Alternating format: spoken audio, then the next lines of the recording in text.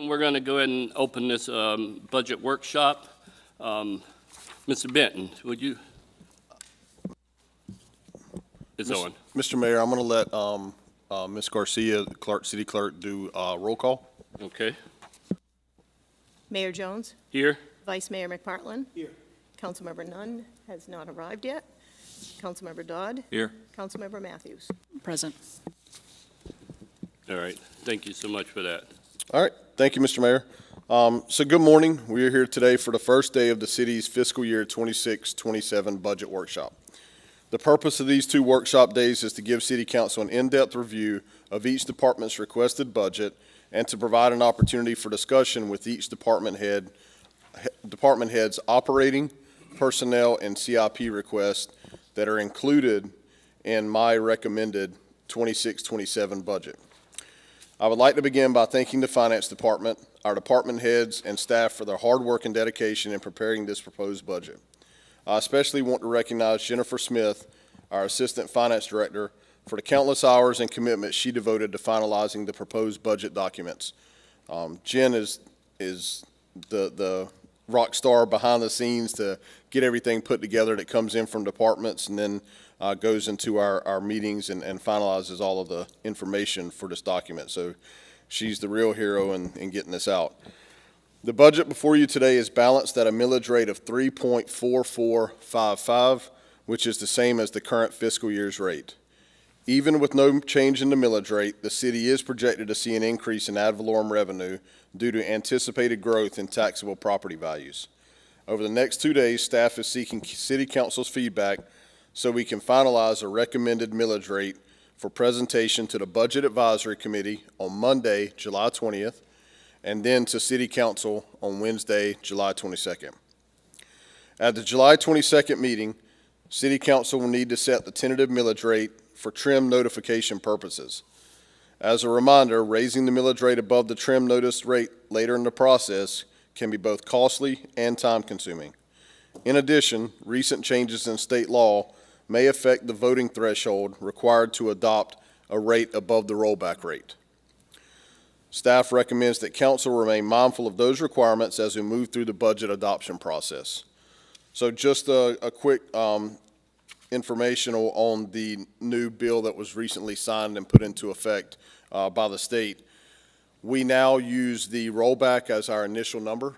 In the past, it was always your previous year's millage, and you could use that number and then go forward from there. Now the rollback is the beginning point.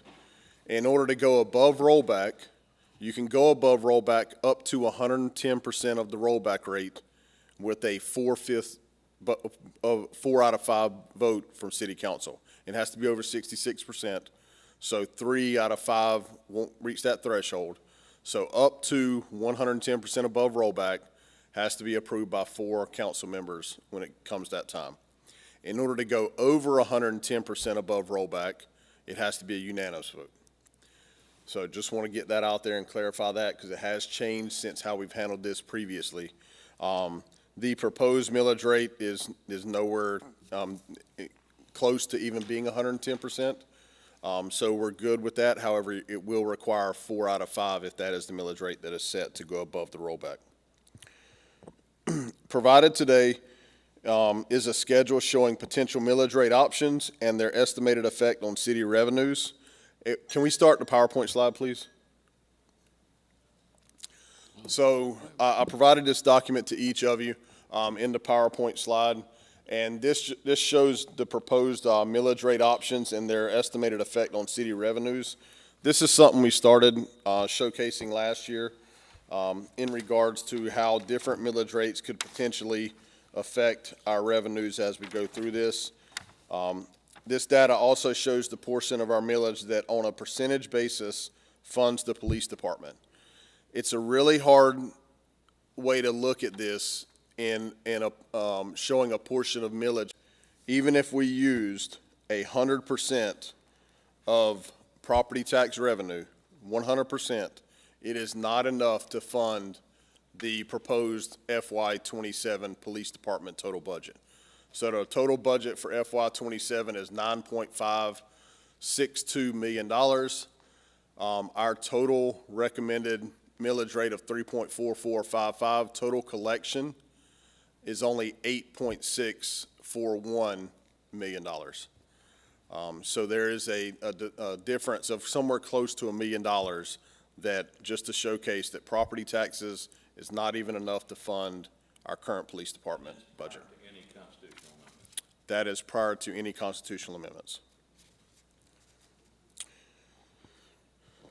So we'll move, so back to this slide. So you'll see at the top fiscal year 25, then 26, and then proposed 27. The FY 26 number is the approved budget amount from last year. You'll see in some future areas and discussions in this, the current amended budget is a little bit higher than our proposed FY 27 budget.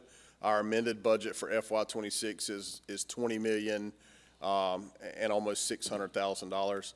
So you'll see it's a little bit higher there. And going down our police department portion of millage, once again, it's not an exact science because technically 100% of our millage could go to the police department, still not fund it. But as using percentage numbers, we cover 46.5% of the police department, which would equate to 1.6034 in the proposed budget. Then down at the last graph, like I said, this is the millage rate options that we have, that we presented. Draft budget is at the same millage rate as this year, 3.4455. We look at collection percentages at 96.7%. That's kind of a pretty standard number. We average around that 97, 96% on collections on an annual basis. So we have used 96.7 as that percentage number. And then you'll see the rollback rate is 3.3339. That would require about $280,000 in either cuts from the budget or use of general fund reserves. The other numbers as we go down, really, it's not necessary to raise the millage.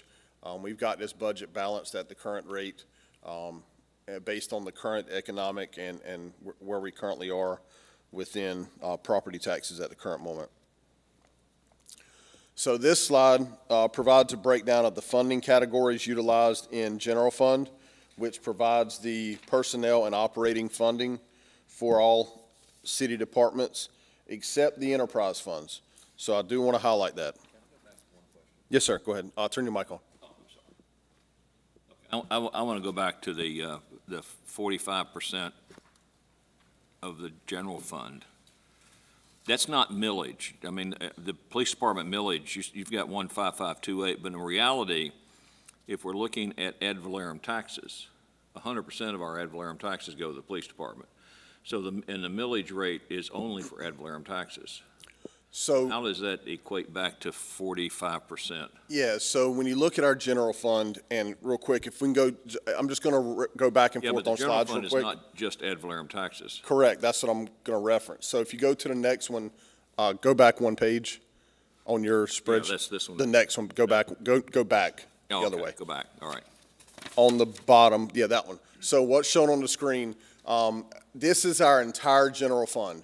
Yes. So property taxes, utility taxes, licenses, permits, fees, charges for services, intergovernmental revenue, and other. And the millage, this is where I was confused, and maybe I'm looking at this incorrectly. The millage rate applies only to our ad valorem tax assessment, not to all these other revenue sources. Yes, sir, correct. So it's not 1.55 mils of the millage rate that is going to the police department. It's all 3.33905 no, 3.4455 that is going to the police department, because that millage rate is not generating enough funds to cover the $9 million for the police department. So you're going to be correct going forward, because going forward, we're going to allocate 100% of property taxes to the police department. But right now, today, we have to do that. But in our current budget, we don't separate it. So in our current budget, what we did was we took a percentage of expenditures in all of general fund and then applied it to the millage rate. I understand. I just don't want to send a bad signal out to the public that says that only 1.5528 mils will fund our police department. That if we go down to 1.5528 mils today, that will fund our police department. Correct. That is not correct. It takes all of our 3.4455 plus $1 million to fund our police department. Yes. So we'll clarify this before it goes to the Budget Committee. Okay. We'll clarify this slide because you bring up a good point that that 1.5528 does not fund the police department. Yeah. You're correct on that. That whole line basically makes no sense in this chart. Maybe take it out. And because you're saying here that 45% of our general fund goes to the police department, which is correct. Correct. Okay. But I think better what I would say is total, it should be total property tax percentage currently in current budget. But then what we can do is change it in FY '27 to show 100% of property tax is going to go. Or just add In a line, 26, ad it was valorem. 100%. In 25, it was 100%. Correct, but not in our budgeting mechanism. You're correct. I understand, but it's a bad signal to the public who thinks that we can reduce our millage rate down to in 27 to 1.6034 and still fund our police department. Okay. And we can't do that. Right. We'll clarify that better for the public as we go forward. Okay. I Oh, mean, you're they're going to correct. hear, I want to make sure they're going to hear it, and if they're listening to this conversation, they're going to hear us say that 1.6034 of our mills will fund our police department. And that's not That correct. is not correct. No, it is not. It takes all It takes more than the well, millage actually, it rate. takes more than 3.4455. So what we'll do is we'll clarify that. We'll put the police department portion out of general fund as that 100% and say still does not fund completely. it hasn't- Still $1 million Our shortfall. millage has not funded the police department for at least 5 years. Correct. Okay, all right. I Yes, just want- sir. That was confusing to me, and I thought it would be confusing to the public to see that. We will get that clarified better. All right, thanks, Brian. Yes, sir. So going back to the next slide, the general fund revenues type for FY '26-27. This is how, as we just had the discussion, our general fund includes more than just property taxes, but property taxes do account for 43% of general fund revenues. And then we have utility tax, that's 19%, licenses, permits, fees, and charges for services is 7%, intergovernmental revenue is 18%, and other is 13%. As we go to the next slide, this shows the funding sources through every department. And remember that the stormwater, building, golf, and airport are not included in general fund. They are enterprise funds. Likewise, you'll see on a future slide that capital projects really are not included in general fund as well. General fund is only funding about $70,000 in capital projects in the city. So this really showcases the police department's percentage, and then it is almost 50%, it's at 47%. And then you'll see as we go through the rest of the departments what the percentage is for the entire city that goes to each individual department. And then lastly, this slide shows a comparison for everyone for general fund personnel cost to total expenditures. So total expenditures are $20,549,746 in general fund. Personnel is equal to $15,925,410 in general fund, which means that operating personnel accounts for 77.4% of general fund. Operating is 22.1%, which is a little bit over 4.5 million. And as I just mentioned, capital projects, which are projects that we do, paving, all that, is less than 0.5% in general fund. So that shows that we can't cut projects to reduce general fund. We only have $78,000 worth of projects in general fund. So the solution to any future Amendment 3 result can't be, we'll just reduce the projects, because we have $78,000 worth of projects.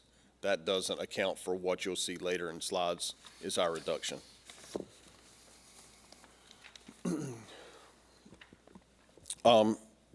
So you can take this PowerPoint off, and I'll bring it back up in a minute. Thank you. So the proposed budget still includes a few areas of uncertainty. Staff has done its best to estimate these costs conservatively, so that expenditures do not exceed the amounts currently shown. These items include property and liability insurance, employee retirement cost, and we did get everything finalized with health, dental, and those measures as well, so that's been identified. The estimated certifiable taxable value provided by the Indian River County Property Appraiser for FY 26-27 is $2,619,894,238, which is projected to generate approximately 3.35% more in ad valorem tax revenue at the current millage rate.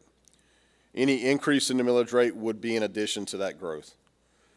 Given the current economic environment, our revenue projections remain conservative and are based on current year collection trends. You will see in the budget document that some revenue categories are projected to decline due to recent state legislative changes affecting certain licenses, permits, fines, and forfeitures, including a reduced percentage of court fine revenues. We also project a decline in state shared revenue, which reflects a recent trend we expect to continue. So just want to clarify that.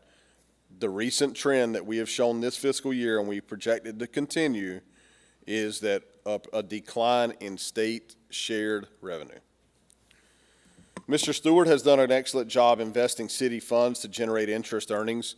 If you remember, we began this when Mr. Stewart was hired. We were keeping a lot of money in our general bank accounts that were getting a very low interest rate. He's done a really good job of investing in different areas. However, due to market volatility and the closeout of certain projects, we have budgeted interest earnings at approximately the same level as last year. Staff will continue to monitor revenue performance and update projections as additional information becomes available in the coming months. The proposed FY 26-27 general fund budget reflects a decrease of $18,577 compared to the amended FY 26 budget, which is a 0.1% decrease overall. The proposed budget includes a reduction of 1.5 FTEs in MIS department. However, it also includes a new part-time civilian COPE position within the police department. Currently, we use multiple officers in the COPE division, and our plan is in the future to hopefully have it approved in this budget to have a part-time civilian participate in the COPE that could reduce the number of officers we have in that department. And we'll discuss that when we get to the police department. This budget also continues our effort to recognize the hard work and dedication of city employees. Staff continues to move the city forward in alignment with the vision established by City Council through the strategic plan. Several requested increases within the general fund operating budget are directly tied to achieving the objectives identified in that strategic plan. Staff also continues to pursue grant funding aggressively so that projects can move forward with as little impact on the general fund as possible.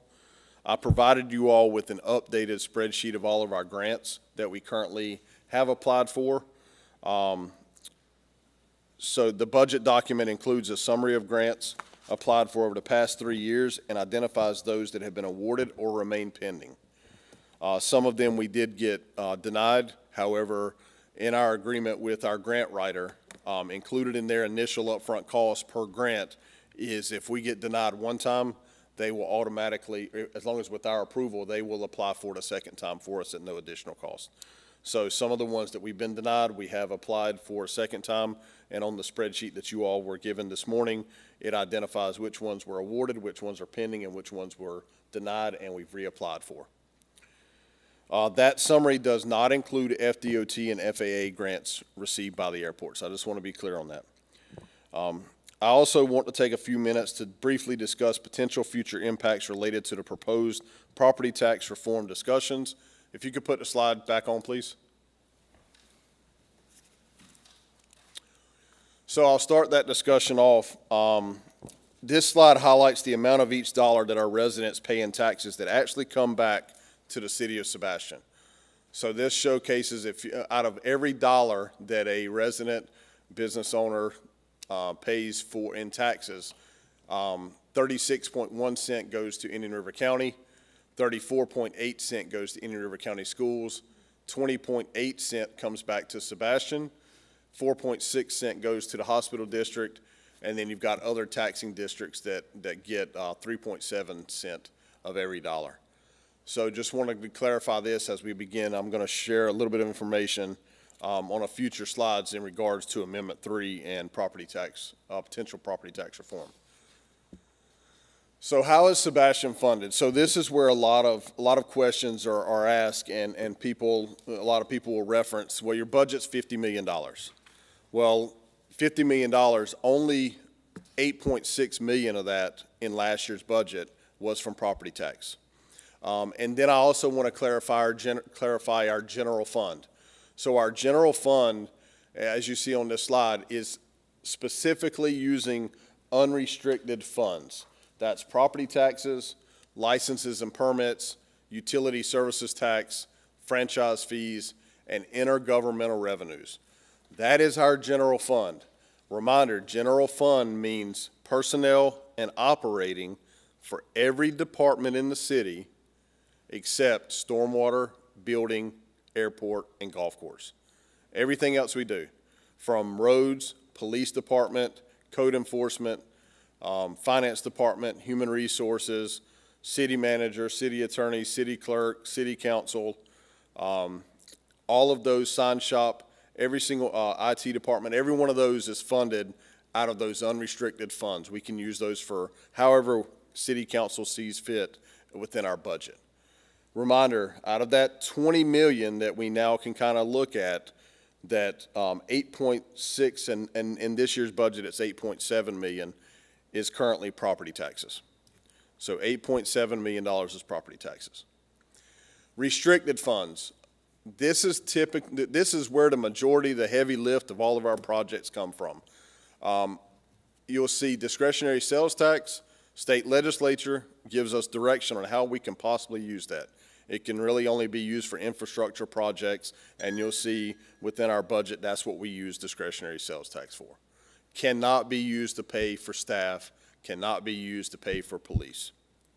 Local option gas tax. This funding can be used for preservation work, sidewalks, things like that. That's what we completely have it used for. We're using it for roadway preservation, sidewalk improvements, and also, I think, railroad crossing. We have some maintenance on that we have to do with our agreement with FEC. CRA, Community Redevelopment Fund.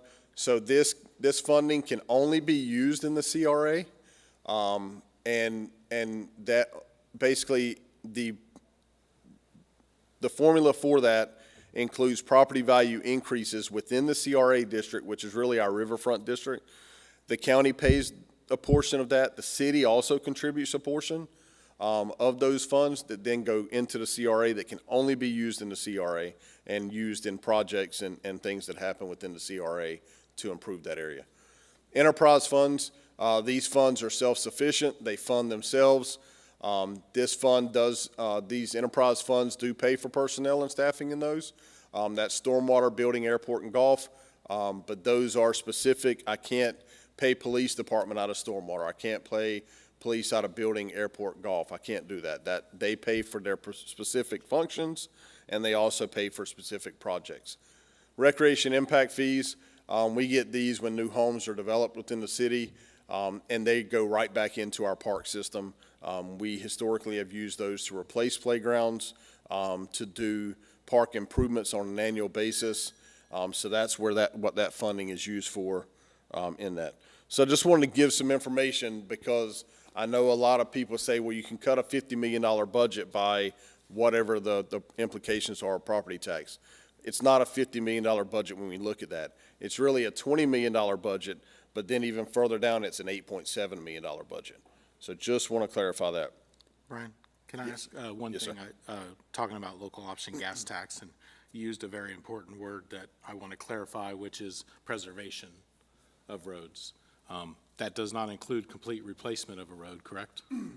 That is correct. So preservation is our Cape Seal microchipping, that element. It's not mill and overlay. Right. That's not preservation. Anytime you start to disturb the road, that then is construction, infrastructure improvements. Preservation is what is currently there. We can do some mastic repairs and things like that. That's what you'll see over in the Schumann Drive area. A lot of those neighborhoods there that have the curb system, we're able to do preservation work in those areas. Okay, I think that's important because people understand that we're using it, and they don't necessarily understand what that word preservation means, and it's a very strict guideline from the state's perspective. So if we have to replace a road, we can't use gas tax for that. We're limited. The state has us limited in so many things, but even something they allow us to use it on, it's very restricted on what they allow us to use it on, even in that. That's Okay. correct. And I do want to give a little bit of a number figure. So discretionary sales tax, we bring in about $5.1 million on an annual basis. That's what pays for our capital projects, a good portion of those. Local option gas tax brings in $716,000. So it's not like it brings in a big number. We've actually seen this number starting to reduce. We think it's, partially due to some of the electric vehicles. I know there's been some discussion with League of Cities and also at the state. How do we make up for the electric vehicles? They're not paying their portion into local option gas tax.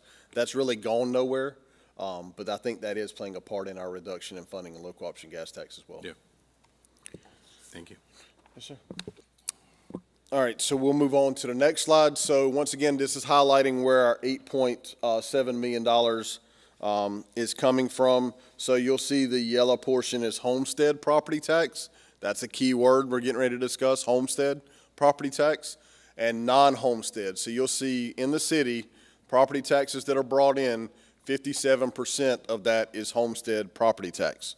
I also want to throw in an interesting figure here.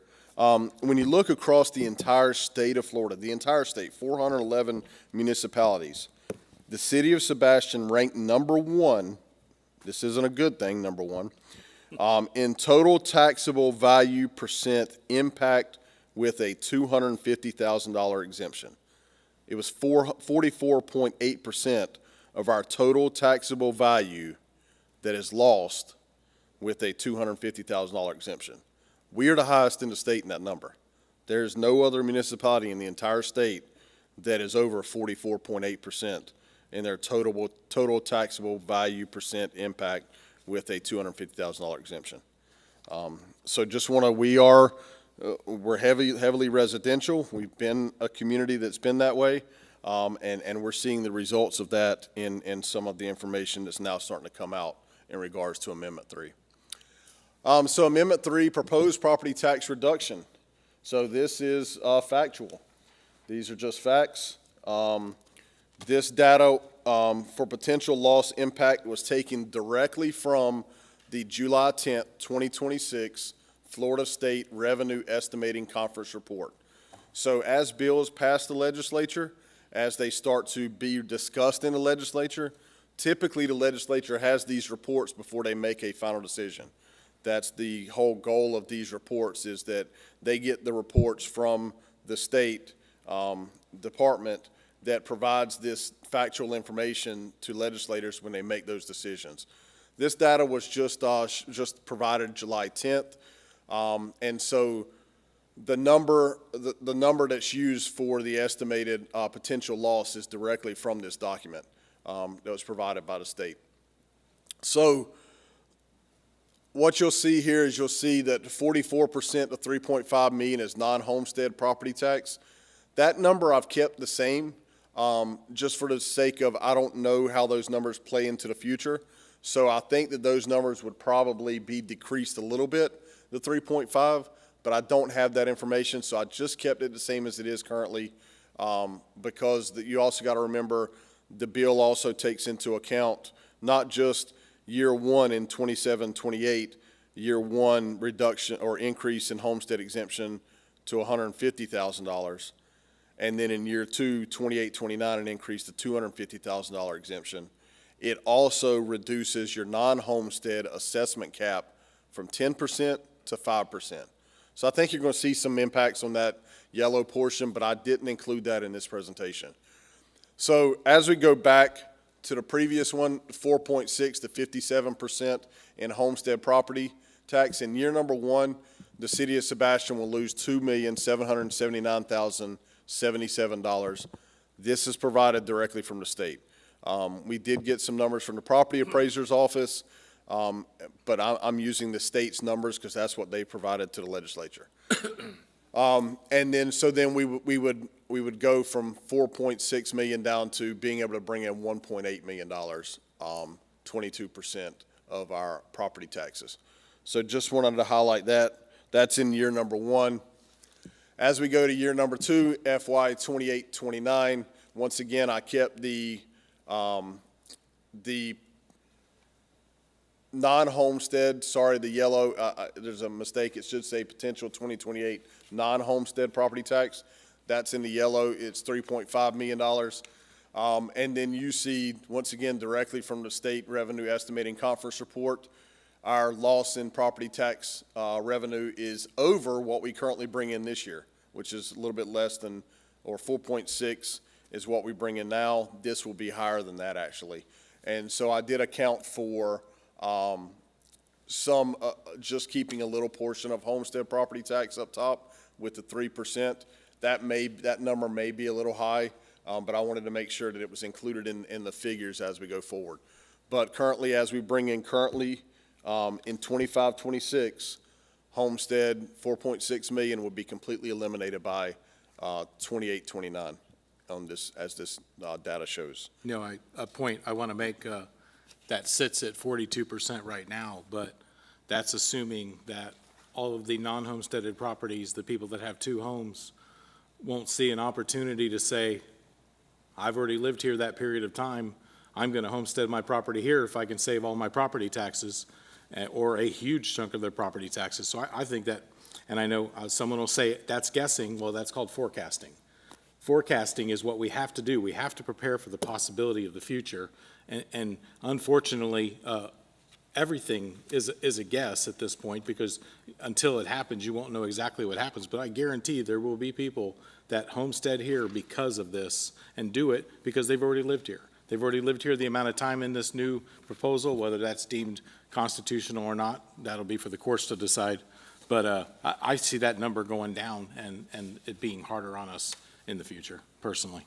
So in essence, what we're saying is that the assessed value, not the appraised value, which is the top number for the appraiser, but the assessed value of the total number, I think there's 9,000 some homesteaded properties and 9,298, that all 9,298 of those properties is assessed at or less than $250,000. The median home value, assessed value in the city of Sebastian, the median for homesteaded property is only like 170,000. So in reality, because Sebastian is unique in its population, all of our homesteaded property tax value will disappear in 28, 29, as of January 1 of 29, or 28. That is correct. Okay. Yep. But, and once again, this is based on the state numbers. I think there's a lot of, numbers going back and forth. This is directly from the state. Yes. And like I said, it Yes. came out Friday from the state, so I was able to update this information. And that's how come we're number one in the state in impact on this, is because of our population mix and the value of the property within the city. Correct. Okay. Yes, sir. I can tell you that we are the hardest hit in Indian River County by far. Yeah. It's not even close when you look at it in regards to the impact to our budget within the county. And I would say surrounding areas as well. I know Palm Bay gets hit pretty hard, and then I think it's Palm Coast. There's some different areas, Port St. Lucie, but it's, in our county, we are by far the hardest hit. I can tell you, for instance, Vero, I looked at their data. I think year one, they lose like $1 million, but they also generate $20 million in ad valorem taxes. They may lose a little bit over $1 million in year one. By year 5, they're only losing $2.5 million. We're losing more than that in year one. Right. So those numbers are just, and not to get off on other places, but that just shows the impact in Sebastian, not the impact in other areas. That's why I don't know that, Right, that's why some of the other areas, they have a lot of commercial. We don't have a lot of commercial. Correct. Other cities, they also have utilities. That's how Vero is going to recoup some of theirs, by adding utility fee hikes and stuff like that. But we just don't have that. We're a bedroom community, and it's definitely going to affect us in the future for sure. Yeah, and then I've got 2 slides I'm going to show. I'm not showing it in regards to the property. It's more for purposes of how assessed values factor in here. Obviously you can see the property taxes that are paid, but I took 2 homes that I knew the people had lived in since back in 2016, 2018, somewhere in that range. And then kind of knew that those homes had stayed in the same home ownership. It's not it also is typical of home values in the city. When you look at the values from like going on Zillow and looking at this estimate, which is a reasonable number, a lot of times they sell for higher than what this estimate shows, so it's really shown as a reasonable number in the real estate area. So we'll look at this one in 2018. The home was originally purchased in 2016 for $175,000. The current estimate is $296,800. So a good number. That's close to the 300,000 number that we're seeing kind of average in Sebastian. But here's the thing I want to show you. So in 2018, the assessed value, remember it was bought in 2016 for 175. The assessed value in 2018 by the property appraiser was only a little over $135,000. With the $50,000 exemption, it really was taxable on $85,000. Then let's jump forward to the most recent property tax bill, 2025. Well, remember, they paid in 2016, 9 years earlier, $175,000 for the home. The assessed value is now only $162,000. So I think, you know, the references that my home value has increased and so have my taxes. Well, your home values are currently closer to 300. You're only assessed at 162 because of Save Our Homes, and your taxable, what you're paying the city is taxed on 112,000. So I wanted to kind of show that number. And then here's one that's a little bit higher. Like I said, our average is somewhere in the range from like an estimated range. We're in the 300 to 350,000 range. Home originally purchased in 2013 for $149,900. Current estimate is $337,500. In 2018, they were assessed $127,000. Taxable was $77,000 with the $50,000 exemption. So now let's jump forward to 2025, which is 12 years after they purchased it. They are just now paying the assessed value of what they originally purchased the home on, which is $151,000 assessed. They originally purchased it in 2013 for $149,900. But then even with the $50,000 exemption, they're only being taxable on $100,000. So both of these examples are really good examples of the city as a whole, because this person, you know, their taxable, their assessed numbers are less than that 150 and the 250 number in those figures. So when you start to really look at those things, this is kind of a good example of how it's going to look in the city. You know, looking at the taxes, $347 on that one specific right there to the city of Sebastian. Yep. All the services we provide to the city, it cost that homeowner $347. It didn't even pay for road maintenance. I mean, just from a larger perspective. I mean, I know people talk about, you know, their taxes and how we're wasting them or how we're not. Literally, on this one here, in 10 years, it went from 244 to 347. I'm sorry, from 18 to 25, so 7 years. And you're paying us $347 a year now. For what we provide, that just means Save Our Homes is working, right? It does. It does. It works. It has worked for me. I've been in my home forever. I don't pay. Mine fits along with this category with the lowest ones on here because I've been in my home a long time, over 35 years now. So Save Our Homes has worked for me, but It's working for you know, them, too. I don't want to talk about the tax to the city like you just spoke about. Well, I'm sorry. I'm one of those that fit that boat, so I've only been paying a little bit of money, so. I hear you. Because I've been in my home for a long time, been in the city for a while, and that's what's most important here. And this is why we should, why this thing is going to really hurt us here in the future if things go on. Agreed. Can you pull the slide off now? We're good. Thank you. Thank you. All right.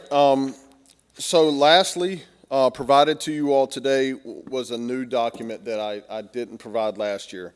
But it was a copy of the department's original capital project request list. So you'll see that's the one, let me see who has one that I can you hand me that one right there? Just so, yep. So it's this one, right? No, that's the grant document. This is the capital document here. And thank you for putting it on a bigger piece of paper. So I've tried to make it as big as I could. So this, I want to be clear on this. This is for you all's your knowledge of what the original request is. This is not what is recommended.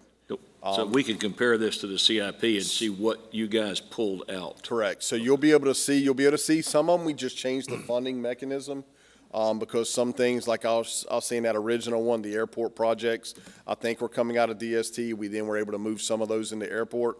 So you'll see some different funding mechanisms. There's a Schuman, a park project for Schuman, tennis court lighting that was in DST completely, that we pulled a portion out of rec impact fees. We reduced the scope of the project.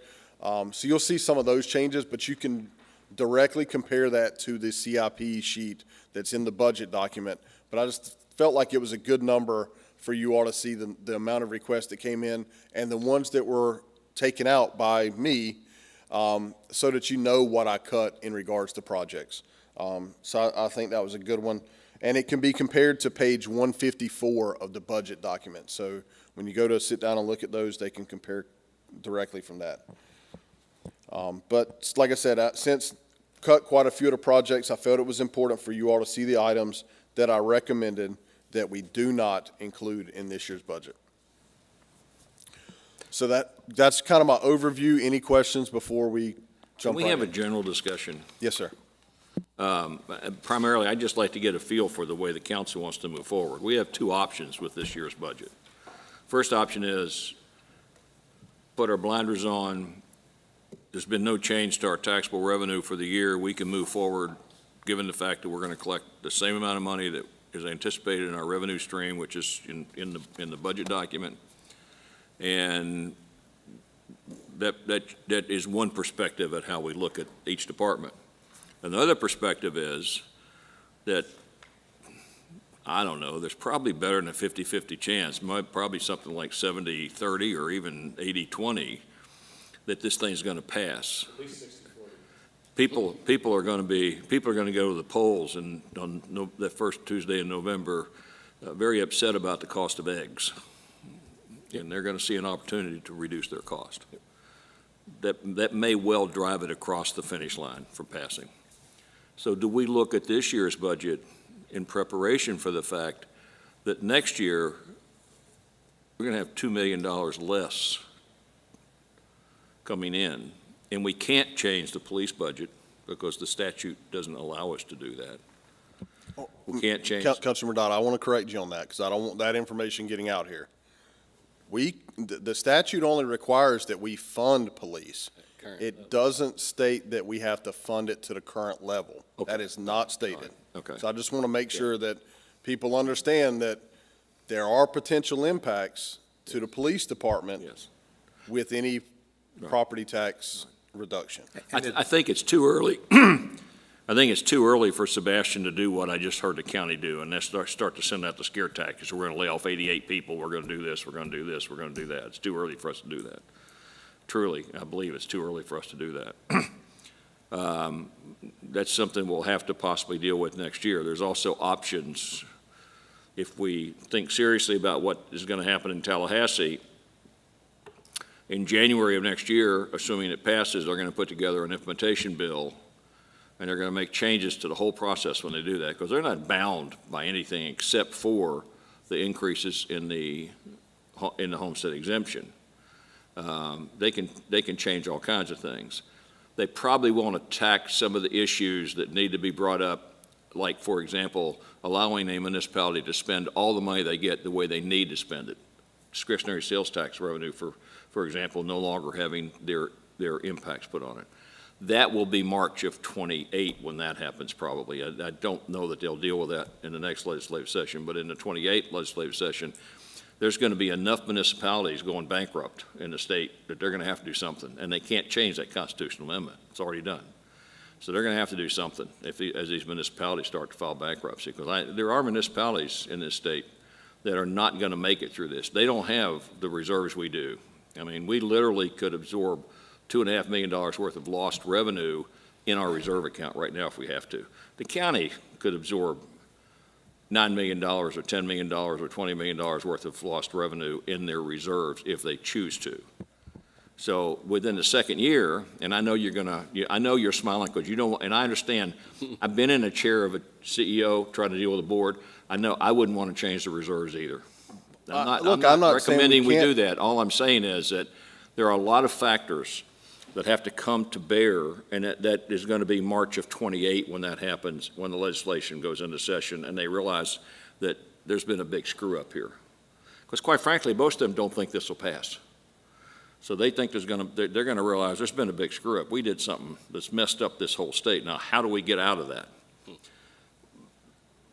There'll be a lot of politicking going on changing the way that they look at controlling either that or do away with the cities, but change the way they control the cities. So the question comes about is that how do we look at this budget? I mean, when I went through this budget, the first time through, I looked at it like, okay, it's a normal year. And I didn't see a whole lot in here that was not needed and perfectly legitimate and so forth, okay? Then I said, okay, I'm going to go back and look now like, oh, I need to prepare for this massive loss in revenue that can happen to us. So are there things in here, for example, that we don't necessarily have to do right now, or things in here that we could slide to the future? I didn't find a ton of that either. So, I'm not going to propose that we make major changes to this thing, because I didn't find a ton of it in there. But I think as a council, we need to make a strategic decision. How do we begin to approach this process? The reason I say that is that as a staff, you have a totally different view of the whole thing than we do.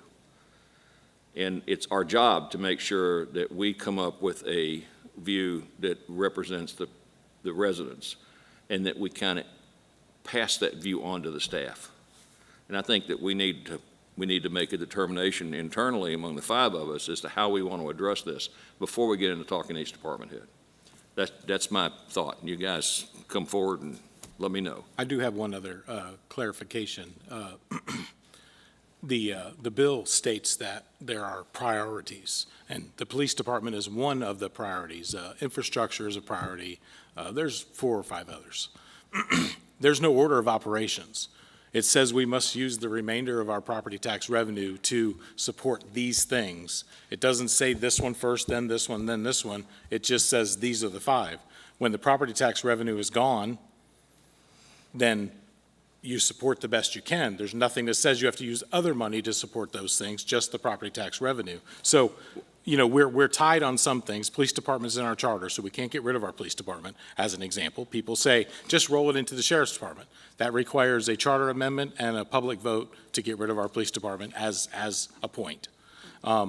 So while that, you saw the numbers for the property tax revenue, I mean, in a couple of years, there's only 300,000.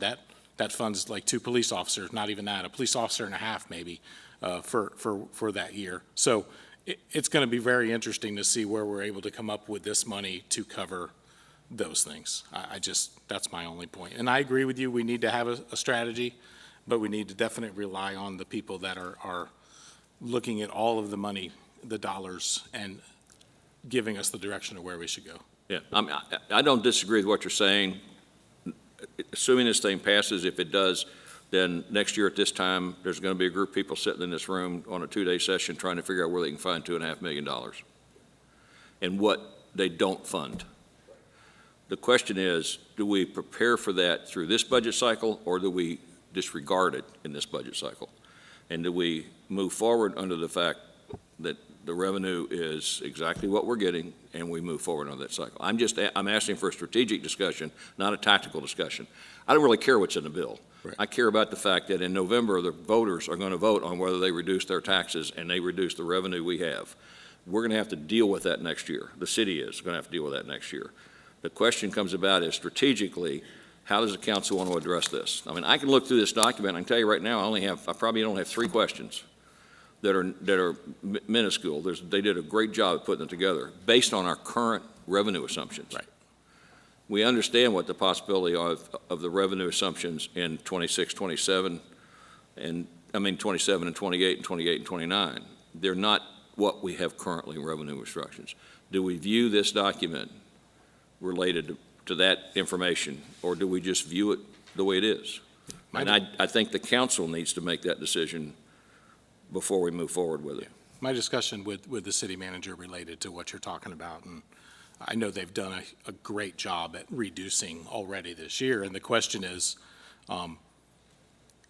by us preparing for this amendment, do we put ourselves in a worse situation with all of the protections the state's putting in for increases later? And the question is, if we reduce too much, and then they put all these protections in place, because they're working on putting every protection they can to keep us from finding money other places. What kind of protections?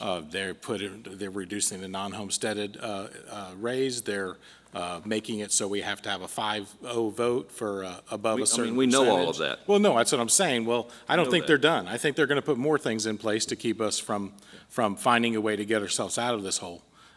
So the question I would ask is, do we put ourselves in a worse situation by cutting it and preparing for it now than we do waiting until then? I mean, it's going to hit us 1, 2, 3 years down the road anyways, so I guess it really doesn't matter. It's either pushing the cart down the road or It's the staying. difference between strategic planning Yeah. and knee-jerk reaction. Yeah. That's my opinion.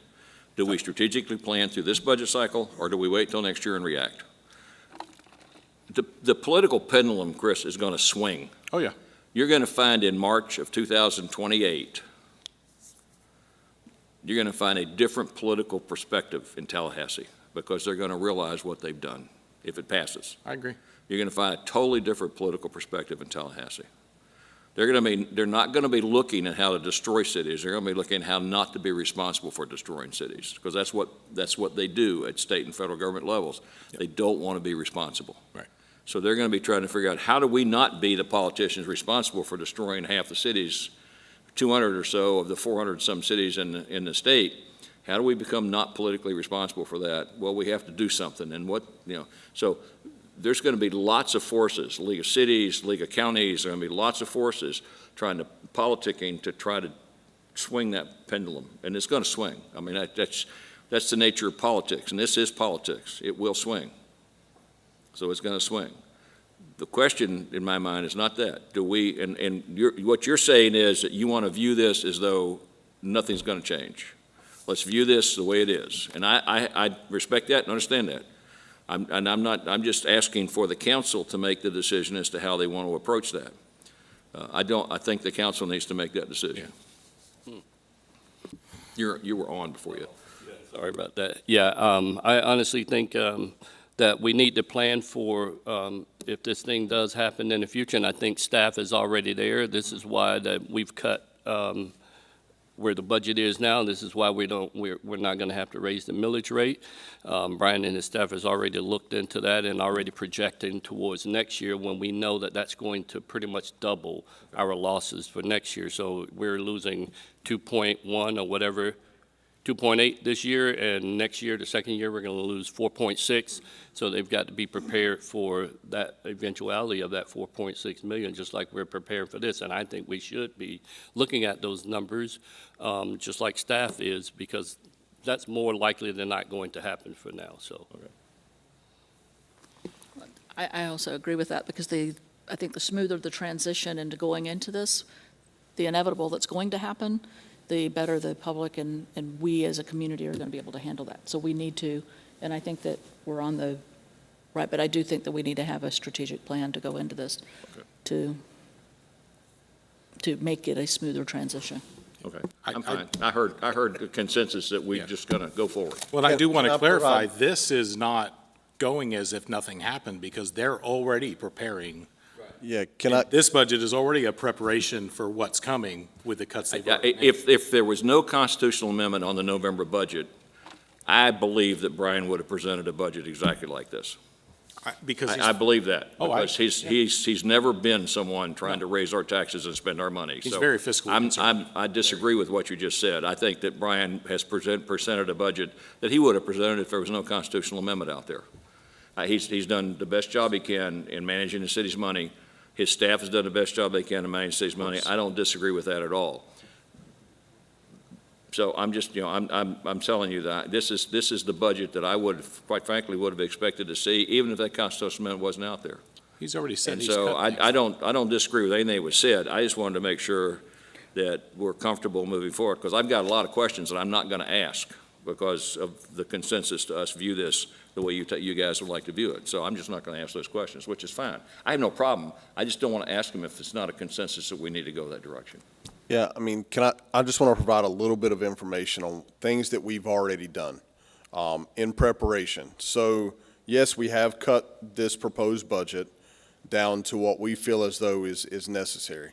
However, we've taken some additional steps that are small steps, but I think they'll set us up for success in the near future. So open positions currently are frozen unless it's determined by myself that it's an essential position. What do I consider like an extraordinary position? So like one position we have currently open is our crime scene technician position. Well, we only have two, and one person can't be on call 24/7. I have to have two employees in crime scene because they are on call every single day of every single year. So that one position came available. I said, we need to fill that position. Maintenance worker positions come open. Right now, people are leaving. We're not filling them. And we're freezing those positions. They're budgeted, but they're frozen until we see what the results are of November. So that when we get into that situation, we can assess, evaluate the positions that are frozen, determine whether they need to be filled, or determine whether those are positions that could potentially be eliminated in a frozen capacity. That's kind of step number one. Number two, if you look and you look at discretionary sales tax as an example, don't know what the legislature is going to hold for us in a few years. So I'm going to go ahead and start to plan as though changes could potentially come in the future. We're not spending 100% of discretionary sales tax this year of revenue. We're not spending all the revenue because we're holding back a little bit of that funding just in case of the unknown in the future. And we will do that again next year if the amendment passes. So some of those things are happening, but once again, DST at the current time doesn't help us in the situation of general fund. Could it potentially in the future? That's why we're going to hold back a little bit of dollars and keep those. They're still there. We look, I think it was the past 2 years, we've spent more than we brought in DST because of the amount of road paving we've done. So in the future, we just kind of can catch back up in those things if we have those dollars to only be used for infrastructure. But those are a few of the things that we've done, you know, and in this budget, I can tell you, I mean, when we started, we were, I think, over $1 million or $1.5 million in the hole in general fund. And we had to cut those items, and we've eliminated, we started, you know, looking at any position requests that were made, and evaluated those. And because the last thing I want to do is bring on, create new positions, bring people on, and then say, hey, you know, unfortunately, that position's got to go in the future. So those are things that we're doing on the backside, to try to help with this, but also wanted to make sure we provided factual data directly from the state so that our residents can see the impact to Sebastian. Okay. And that's what we want to do. So my last question. Yes, sir. But when you entered this budget cycle, did you enter the budget cycle with the assumption that you were not going to propose a increase to the ad valorem tax millage rate? Yes, sir. Okay, which means that this budget, which is balanced at the current millage rate, is exactly the budget that you would propose to not, because you were not going to propose an increase in the millage. That's correct. I mean, we approached it that way, but we approached it in the manner that we cut things that I felt we probably should have included in this budget. So not to say that I went in mentally thinking I'm not raising the millage. That was my mental approach. And that's how we kind of budgeted this one out. All right. So, that's fine. I look at it as, this is a tight budget, like all the budgets that I've been a part of here. And I'm constantly, to take Chris's word, forecasting, looking out over the next couple of years. I've been waiting for the property values to go the other way. Yep. I mean, they have been going up, up, up the whole time, and it's got to reverse. Also, I don't like to pop into the reserve fund because that's like cracking the piggy bank. Once you crack the piggy bank, you can't put it back in. And we're only one storm away from that whole, thing being utilized. I know, and, you know, that's another discussion, Right. that you All won't right. like it when I make it. Yeah, that's all right. Because I'm all in favor of rollback. I hear you. I know. We're going to take a 10-minute recess. Okay, let's go and on with Finance Department. gonna They've do been a here a t- long time. We're going to do a 10-minute recess, right? Yep, and then we'll come then- back with yeah. city manager department Yeah, first. there you go. And then we'll go into finance and Okay. non-departmental. So a 10-minute recess. Okay. I read it.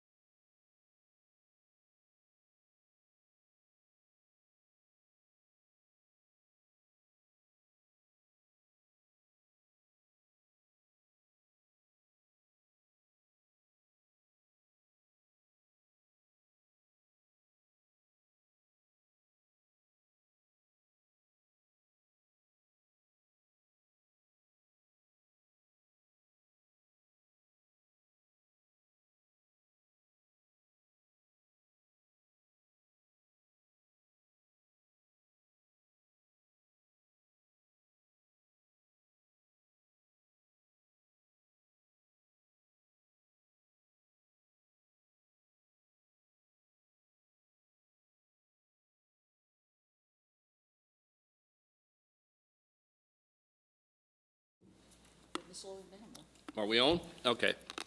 Here we go. Who we have, Mr. Benton? All right, thank you, Mr. Mayor. So we'll get started. City manager's budget is up first.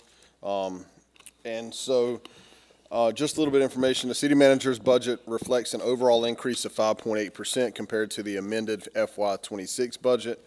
This increase is primarily due to salary and benefit cost increases.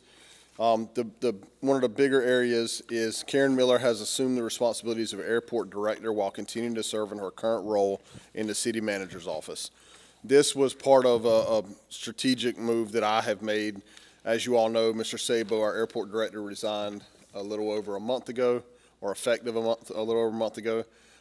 Instead of going out and hiring an airport director, not knowing kind of how the whole property tax thing was going to lay out, I made the decision to appoint Karen as the acting airport director. She's also still serving as her capacity as city engineer and special projects within my department. So as a result of that, her compensation was adjusted to reflect those additional responsibilities. I believe 5% or 6%. Do you remember, Jen? 5. It was 5%. She was added to her salary to assume those airport director responsibilities. So that's included in here. That's shown in here. However, we then pull money out of the airport into general fund to pay her a portion of that salary. So you'll see the increase is 100%, or all shown in city manager's budget, but we do get funding from the airport that goes back into the general fund. 5%? The percentage of her salary? Yes, That's- that's going to be charged to the enterprise fund. So we'll get that information for you when we go to airport discussion, but it is a percentage of her salary is pulled out of that. Okay, I was just wondering, like, it's immaterial, it's no. So that will be included in some of the administrative costs. That includes HR, finance department for the airport, but we can get that percentage for you.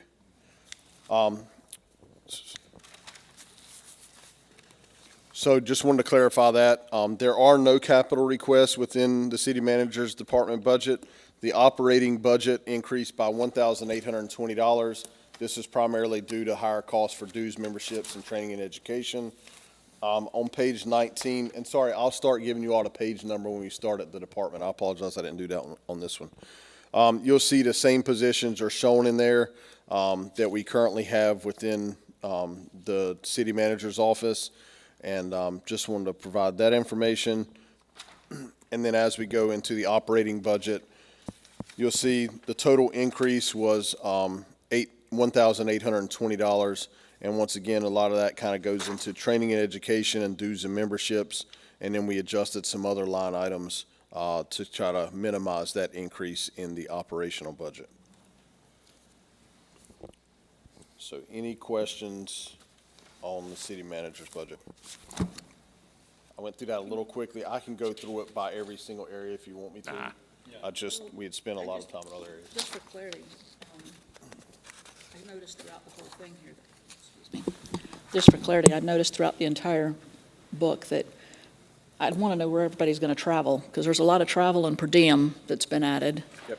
And then on the dues and membership, what are we, just if we could, Yep, okay, what I are can- we memberships of? And then there, when we get into some of this other stuff, there's just some things that, like legal ads, who's responsible and who's the responsibility for that? And, because we're pulling out of a lot of different areas, but like I believe it was under the city clerk, there's a $10,000 legal ad fee, and then everywhere. So if we can Yeah, when we, mainstream as to where those are going and why, whose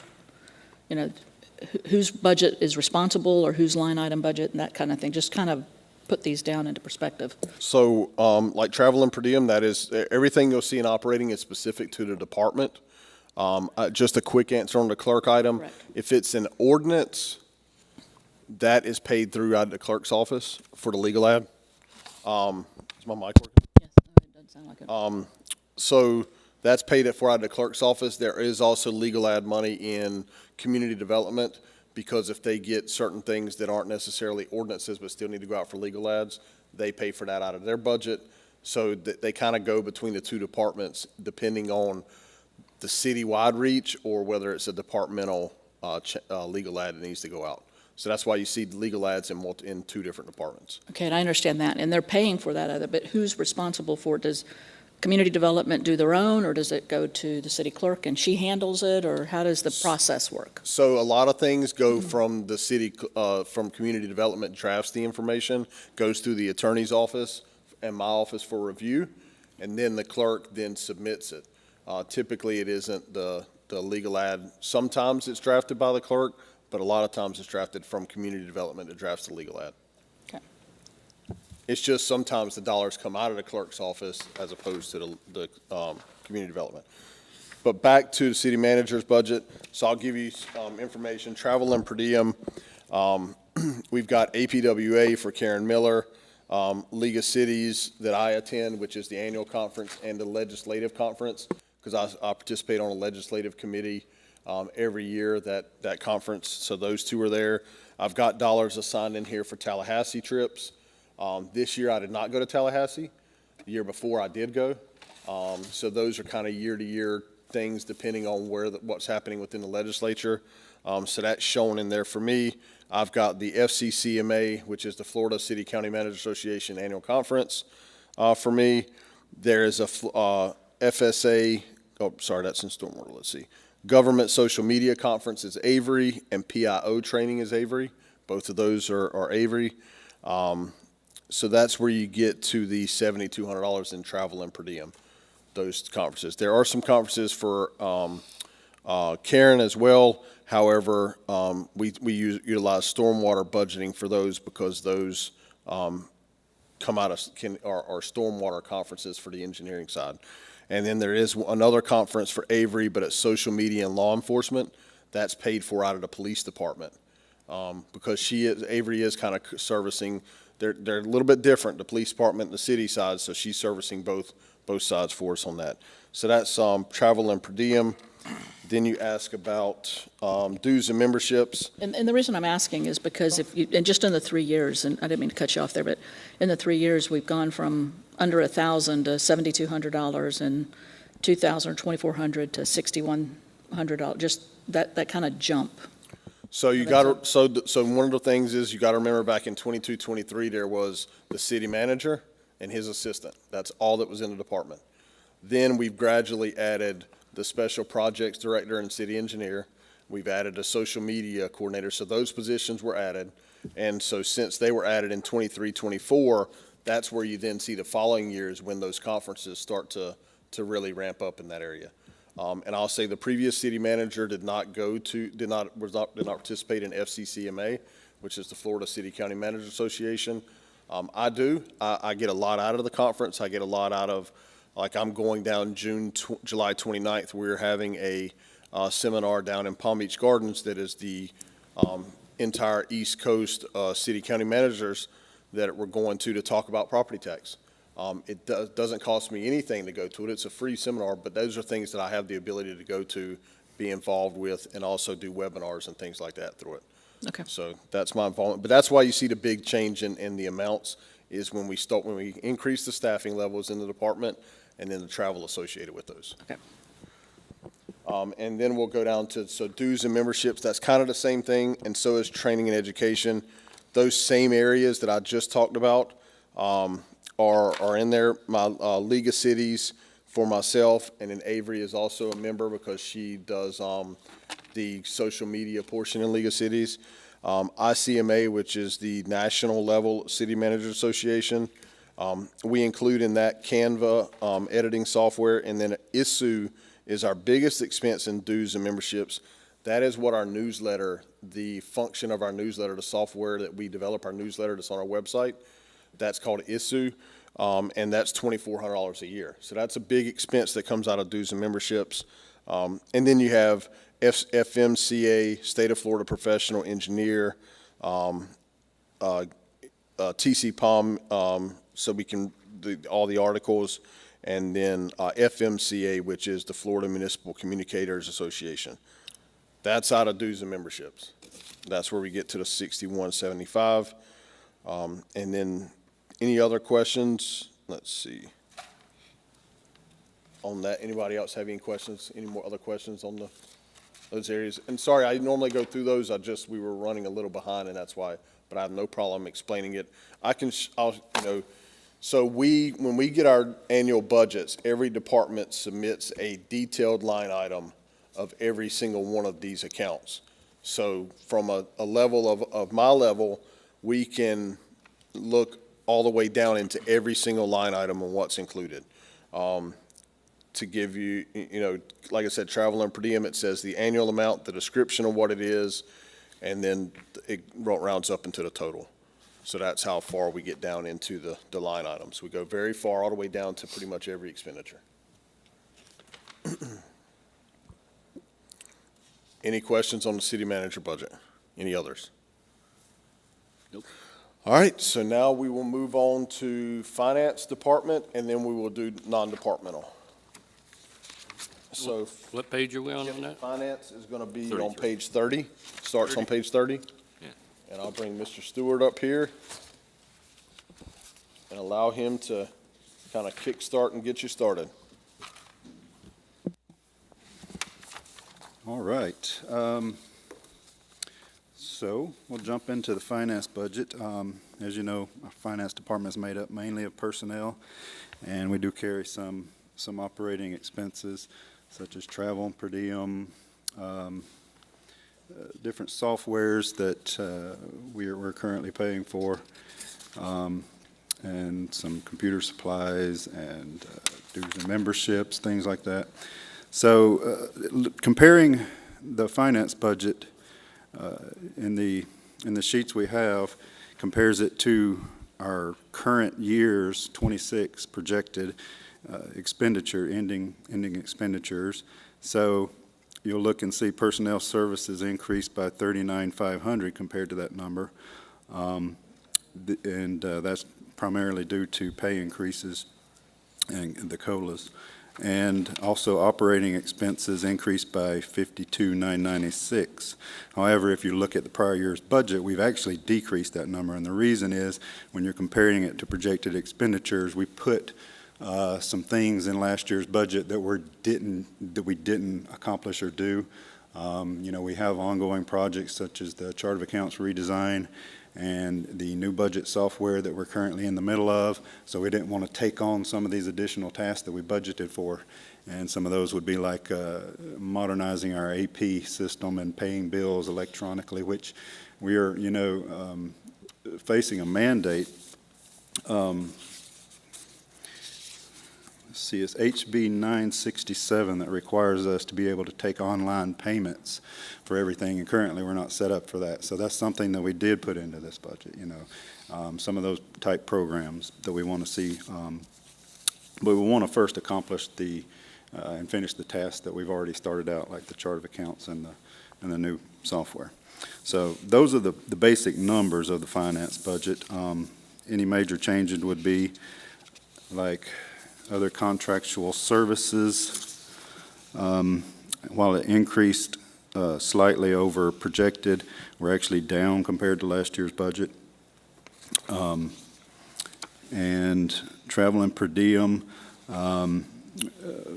Mr. Benton had cut out any out-of-state travel coming up. That's another thing that he's doing to try and hold costs back in case of future years. So that budget decreased slightly. The R&M operating equipment of finance budget increased slightly. And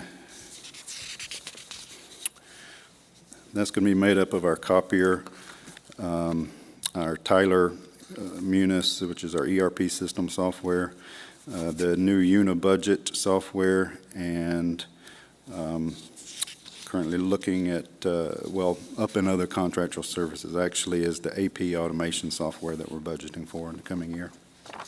Is that going to change next year? Are we going to see a difference in that on the operating expenses for the budget software? Is that going to increase or decrease next year? This is already bought and paid for? The So software? Some of them have been. Well, you had certain costs related to these, like the The chart of accounts redesign has mostly been paid for, and the new budget software, the implementation cost has been paid for in the current year, but we'll have an ongoing renewal cost in future years. So that's what you're seeing is those larger implementation costs hit, the current year's budget. So this coming budget won't see those costs. So you'll see a decrease in those softwares. Okay. But you'll also, these newer softwares that we haven't implemented yet, they'll have those upfront implementation costs associated with them. Does that answer your question? No, that does. I was just concerned about that. And I know that there's always fees associated with maintaining the software and stuff like that, but over the years, that software changes too, and we may have to go to a newer system, but we're not projecting any of that right now. No, and I will say, we're not projecting to have to go to a newer system currently in what we have proposed in this budget. But I will say, we had hoped to have the budget software up and fully functional by now, but our chart of accounts redesign was very detailed and went all the way, we had to basically redesign every single chart of account that we have in the city. We were using a short form code, and we needed to go to the standard code, which is a longer one. And so that ended up taking a lot longer than we anticipated. However, I believe it's in a month in August, the middle of August, they are coming in and making the transition finally to go to the new chart of account system.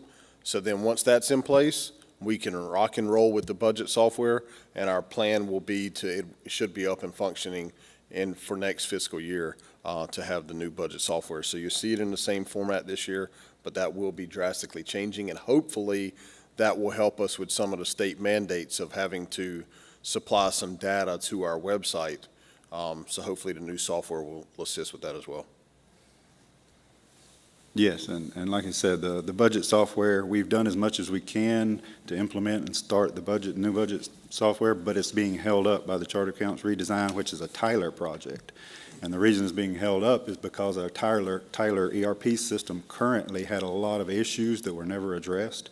So I'm having to go back and fix a lot of old issues from the past that we didn't know existed. So it's been quite a task, but we're, like you said, we're scheduled on August 12th to convert the system, do a training, and move forward with the new account codes, which will help us build systems on top of that. Currently, if they're random codes, you can't put a system in place and like a new budget software or any other softwares to pull data from these account codes without having some consistency in those codes.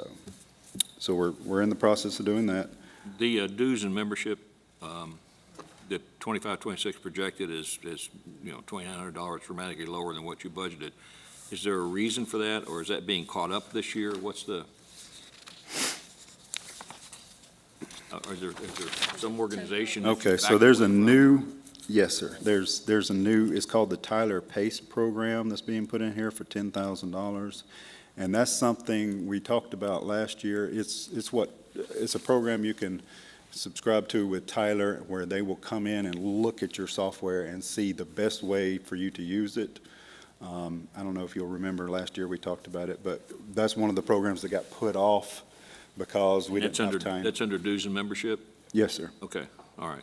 I didn't realize. I thought that would be like organizational dues and so forth. Yeah. No, and that plays a major part in why you see the amended budget at 11.5 and the projected at 29. Right. We are unable to get to that this year because we're so heavily involved with the charter. And also on office equipment, the projected dropped down to $5,500 from $77, and it goes back up to $82 this coming budget. Are there items that you just didn't replace? Are there Which line item? R&M office equipment, replace and maintenance office equipment?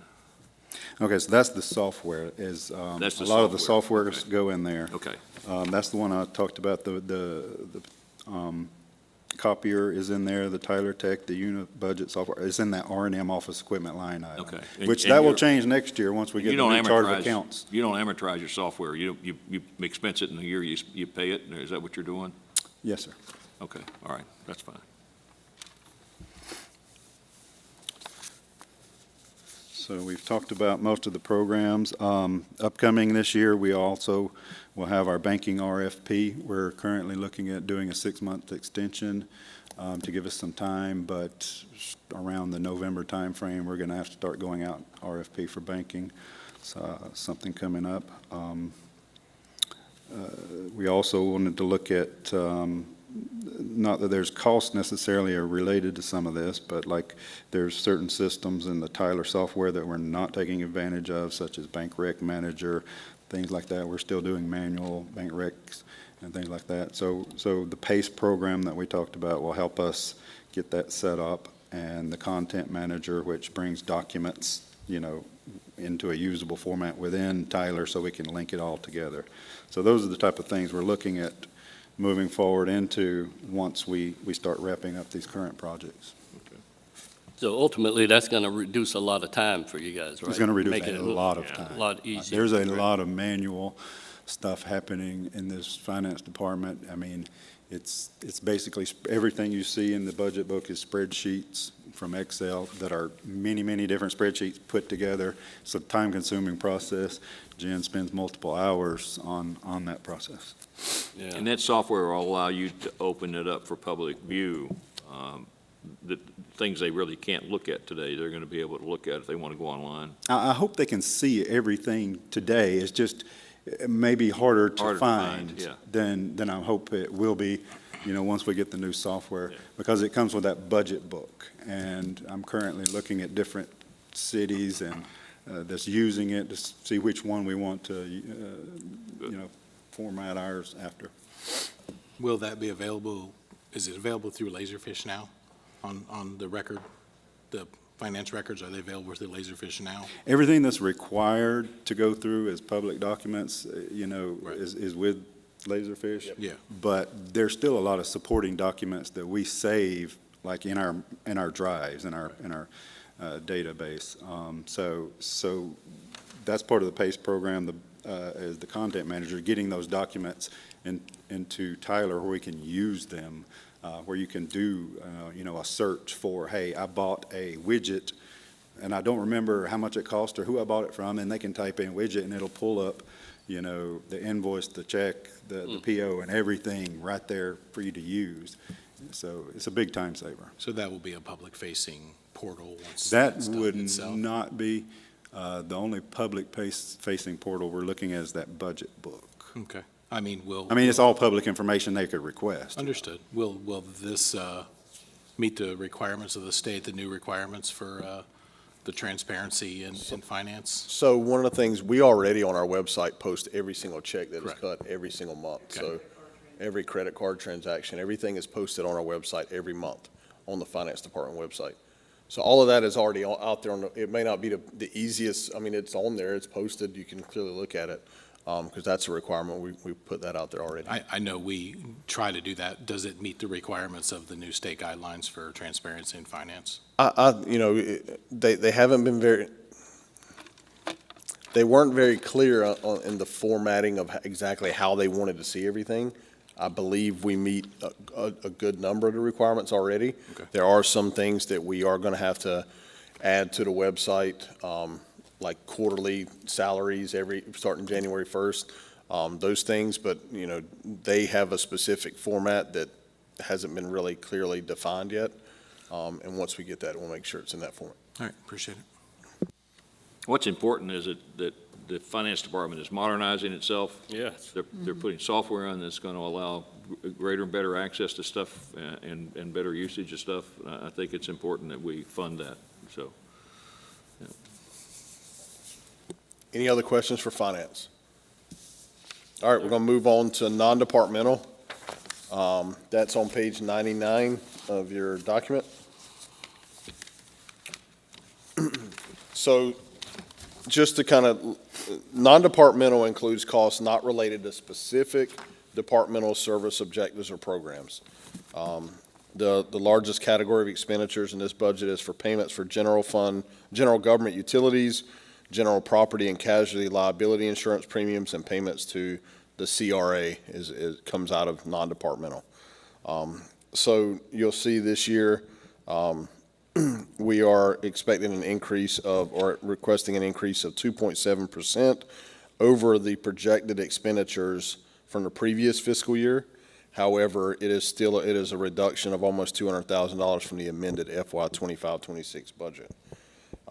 The increase in personnel services, primarily due to HSA funding is $69,000. Operating expenses, anticipated property liability insurance cost about $229,000. So one of the things with this is we just this year had the insurance company came in and did a complete audit of everything that we have from a property and liability standpoint. So we've gotten initial reports from them. We've got to go through and decide whether there's areas we want to increase coverage or add coverage. There are areas that we did not have coverage that have seemed to be a little bit of a concern. So we still do not have those final numbers, so that's why you'll see in this non-departmental that we have a large amount funded and an increase from last year just for the what-if of that. And that'll all get worked out over itself over the next month or two as we continue to get those numbers finalized from the insurance carrier. This is an annual thing with them. We never get our property casualty liability and also our dock insurance for the docks. That never comes in until August. And so we're always kind of last minute getting those final numbers for that, but we'll keep you all updated on that. And then non-operating expenses, we did see a decrease due to projects funded in the prior year and none requested this year. So I'll kind of go through each individual area within the operating. So we've got the first item is the CWA pension withdrawal fee. This is the annual fee we have to pay to CWA, $279,005. We pay that quarterly, and I know we've just paid the final quarterly for this year, but that will continue to be an expense as we go forward. You will see the group insurance premiums that increase. This is retiree benefits. So if an employee has worked for the city for over 20 years, they're eligible to have the city contribute a certain percentage of their medical premiums if they want to stay on our health insurance. This typically happens until they're eligible for like Medicare. But this previous year, I believe we only had one. This coming year, we're going to have 3 employees who will be eligible for that and who have already signed up for it. So we'll have that. That's the reason for the increase for that. We also have COBRA that falls underneath that group health insurance item as well. HSA funding, you'll see it's an increase over projecting, but it's a decrease over from the amended FY 26 budget. But this is the HSA funding for each employee and then for the health insurance. Unemployment, that fee is anticipated to remain the same. And then we have additional compensation that has, once again, that includes some incentive bonuses and holiday bonuses and things like that we've done historically for all of our employees. And then also incentive bonuses for employees who go above and beyond and get recognition. There is funding for that included in here as well.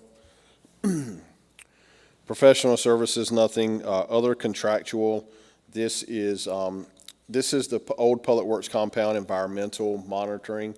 This is required. It's a brownfield and it's required by the state. It has not been eligible to close yet. You'll see the projected this year is only $1,200.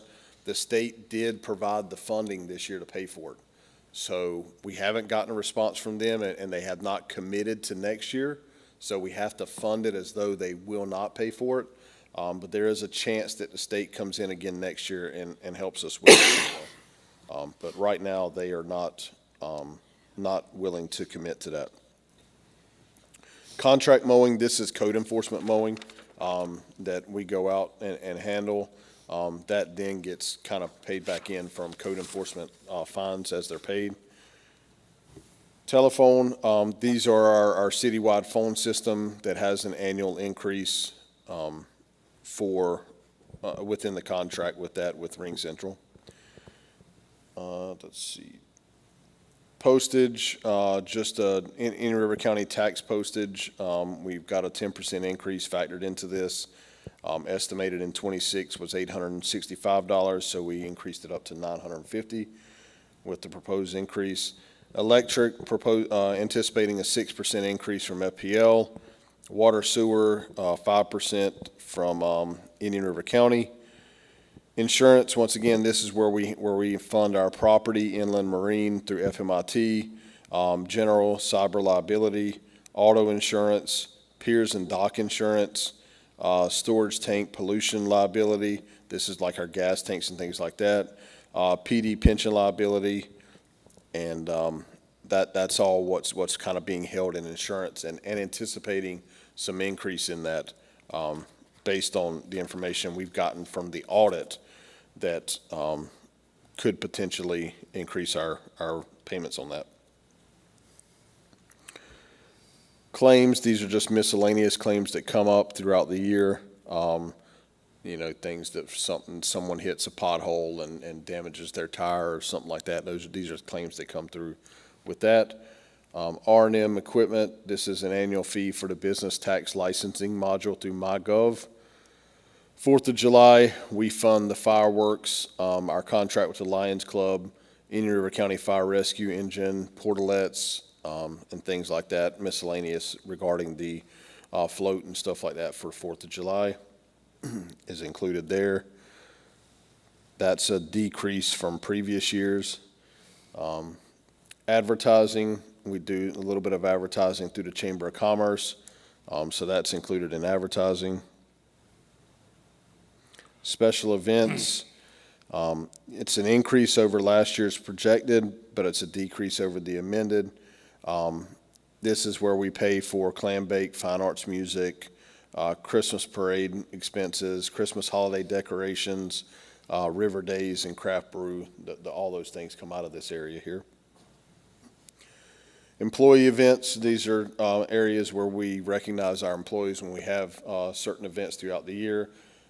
We have our annual awards banquet, and then we also do little things here or there to improve employee morale and show them that, you know, we appreciate the hard work that they're doing. And that is a decrease from last year's amended budget as well. Payment to CRA, once again, this is the tax increment bill. This is where we're anticipating the amount that we'll bring in from ad valorem that we then have to pay into the CRA as required with the CRA fund that's funded by the city and by the county in an equal percentage. Departmental supplies, $5,900. I know that there's a badge printer and badge supplies of $3,200, which was an increase there. And in board member shirts and EOC supplies. So we've kind of set up two separate EOCs. One is at the police department, depending on the severity of a potential storm that comes in. One is at the police department, and one is at the airport. The airport is the more hardened structure.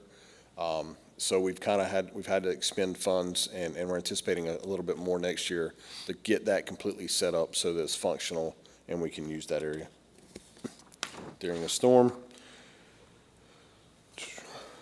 Dues and memberships, this is where League of Cities and Chamber of Commerce, Sebastian River Area Chamber of Commerce come out of. Tuition reimbursement, those are just numbers that we plug in there on an annual basis in anticipation for those requests potentially coming in. Some years they do, some years they don't.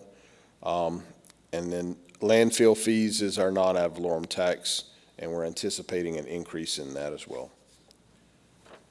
So with that, any questions that you might have from non-departmental?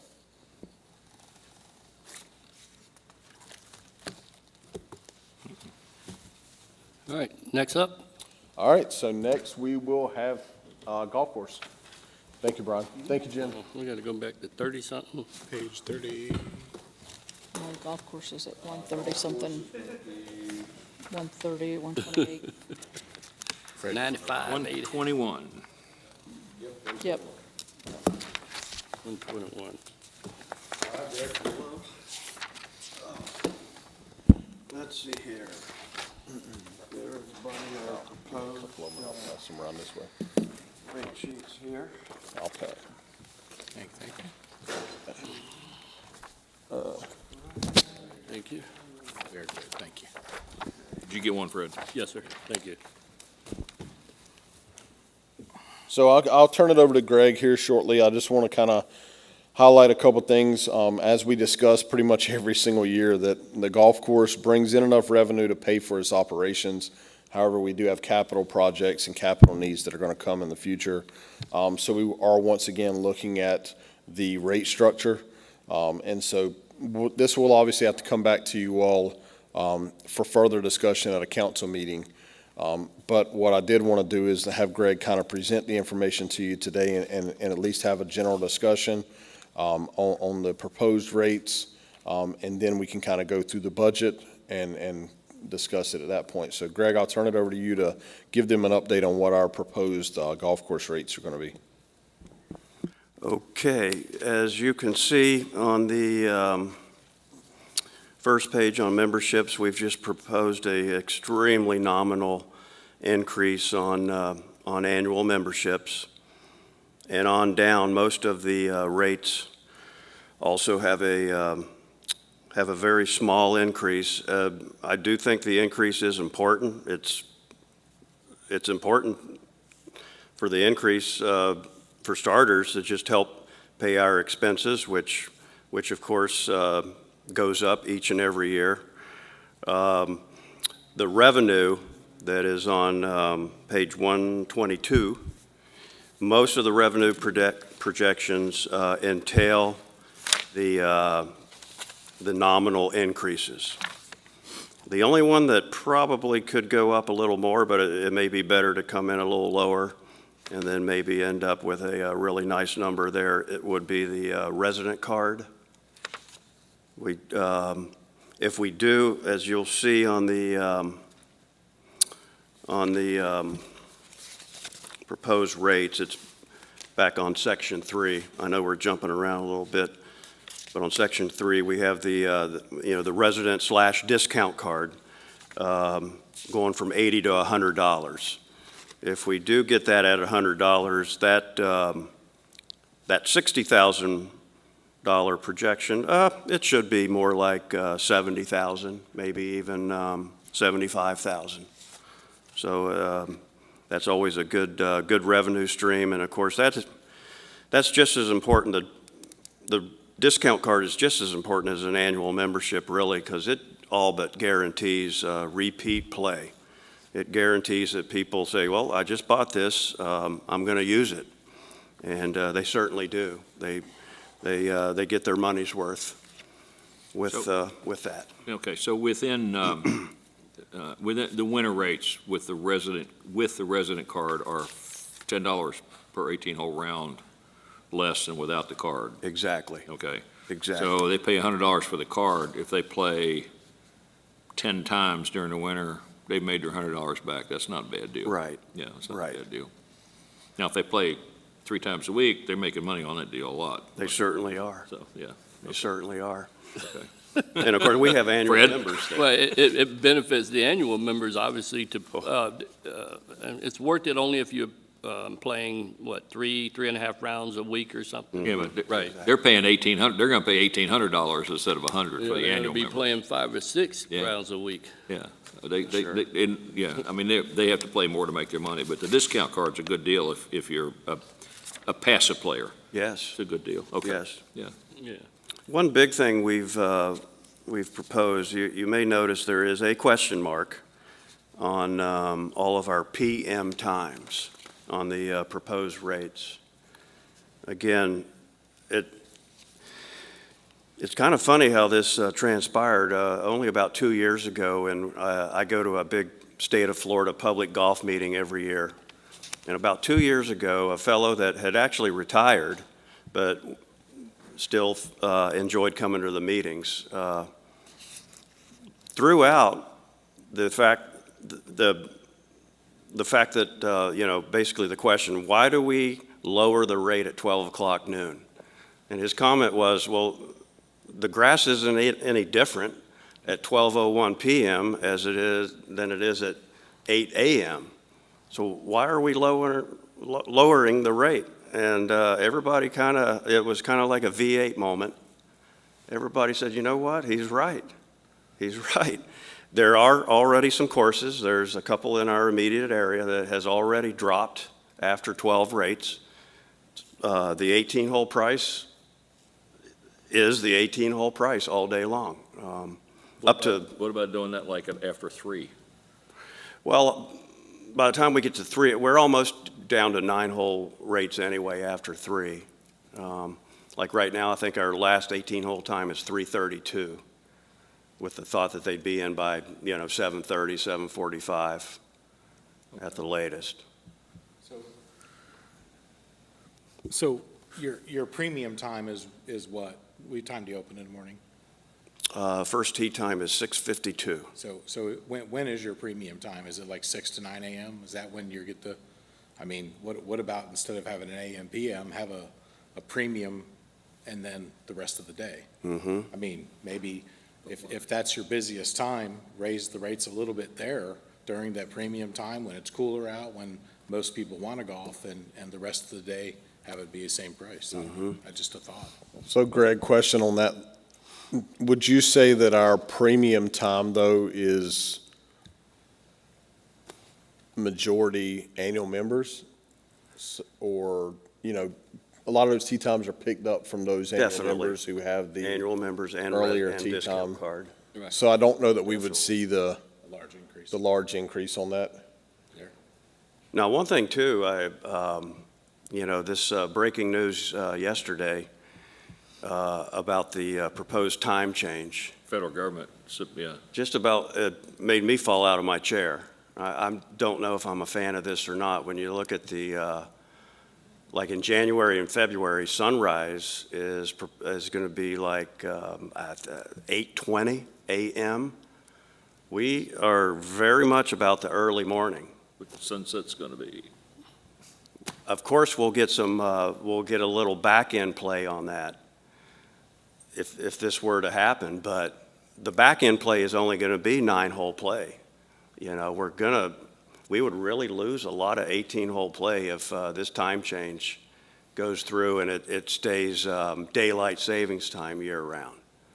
I would be concerned about that. So I'm just going to be frank, not Chris for a second.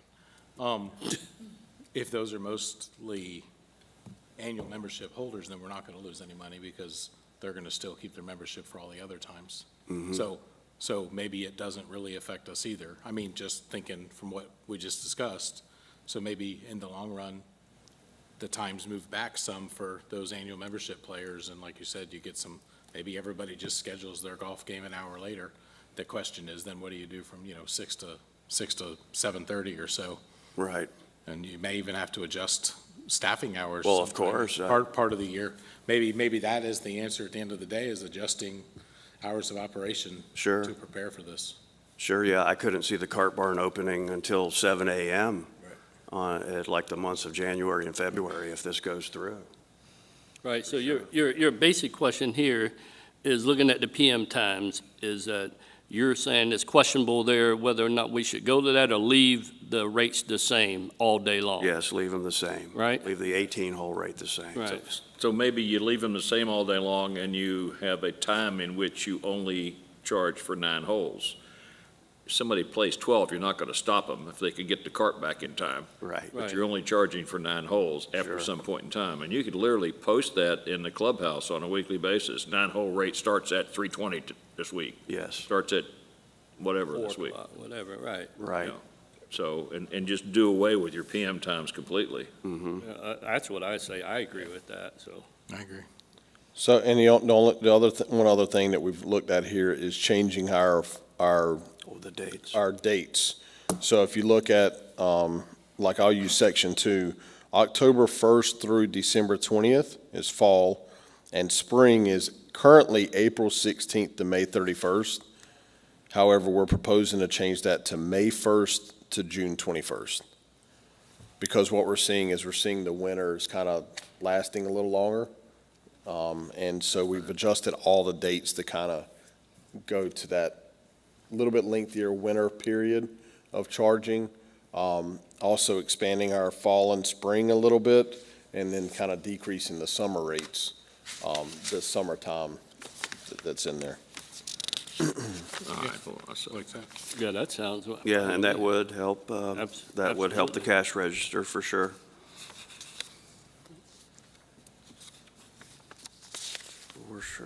And then are we going to be able to put more money back? Hopefully, we'll be able to put more money into the reserve fund for the golf course with some of these changes, or we're not looking at that right now? Yeah, I still don't think it's enough to really help us there. Right.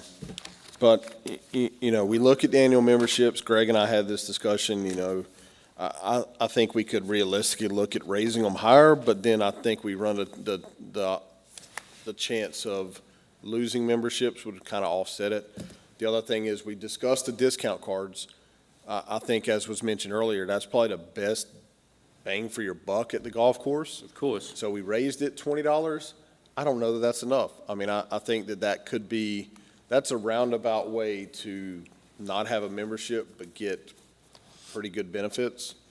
And I think you got to kind of look at the number of rounds played and what the cost is associated with both of them. But, you know, if you're really close, you just don't quite make it on the membership. I mean, that discount card, we're losing a lot of money from discount cards from some people, because they are getting that $10 off, or even I think sometimes it's $13 off. When you look at the winter rates, they're saving $13. You know, a lot of courses actually put a round limit on their discount cards. You buy a discount card and that gives you 10 coupons. More like a punch And card. each is for an 18-hole round. Right. And as opposed to saying you can use it as much as you play. Mhm. Maybe the thing to do is to change the philosophy of the discount card. Can And you then- move your mic a little bit closer? I'm sorry. I'm sorry.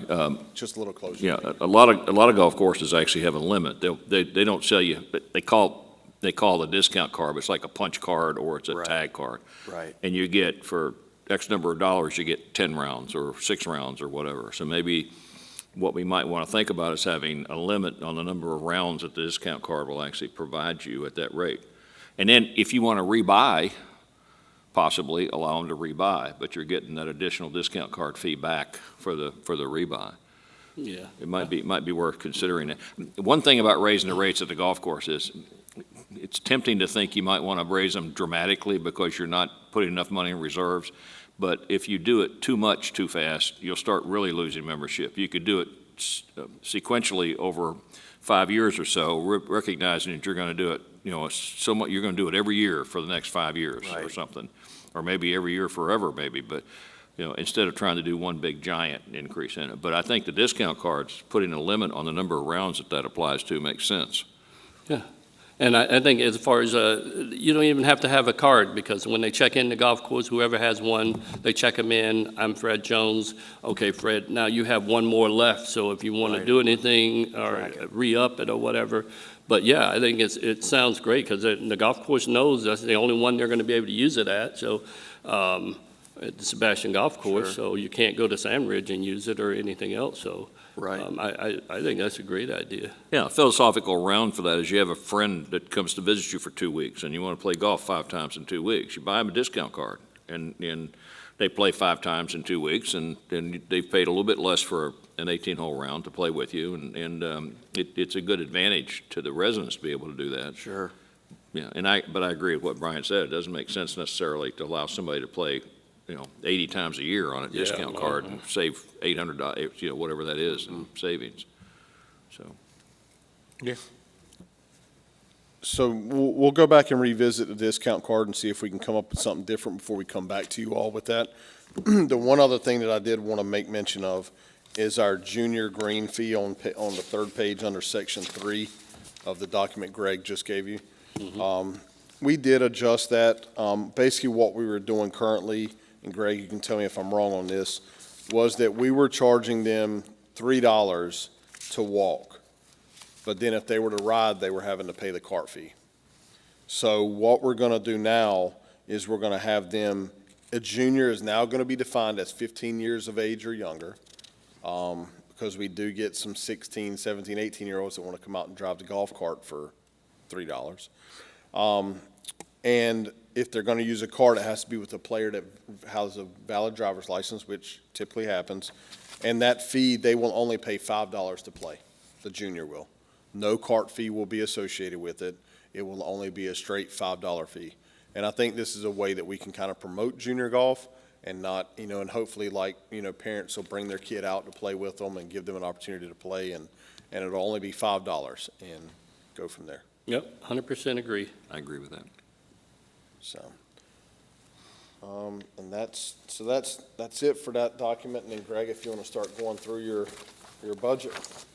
Okay, so as we get over to expenses, everything has stayed, we're not going over and above on everything. We've really tried to, hold the line as much as possible on all expenses. There is there's going to be a little jump on the administrative services provided to the golf course. You see that jump there. Airport rent is virtually staying the exact same. But those two numbers together, they will add up to about, obviously they'll add up to about $270,000. Everything else, I do believe we've kept it as tight as we possibly can, factoring in some nominal increases. As Brian mentioned earlier, FPL obviously is going to be going up a little bit. Bank charges, you see that number, that's a big number, but the majority of people pay for golf. They even pay for something as simple as a range token with a credit card. So credit cards are used frequently. But I do think, again, we have everything as tight as we can. Something as simple as cleaning supplies, there's a jump there. You see that going all the way up to $8,500, but everything in that world, all the paper products, they have gone up a good bit. And we're, just to get through this fiscal year, I think we're going to make it to the penny with that line item.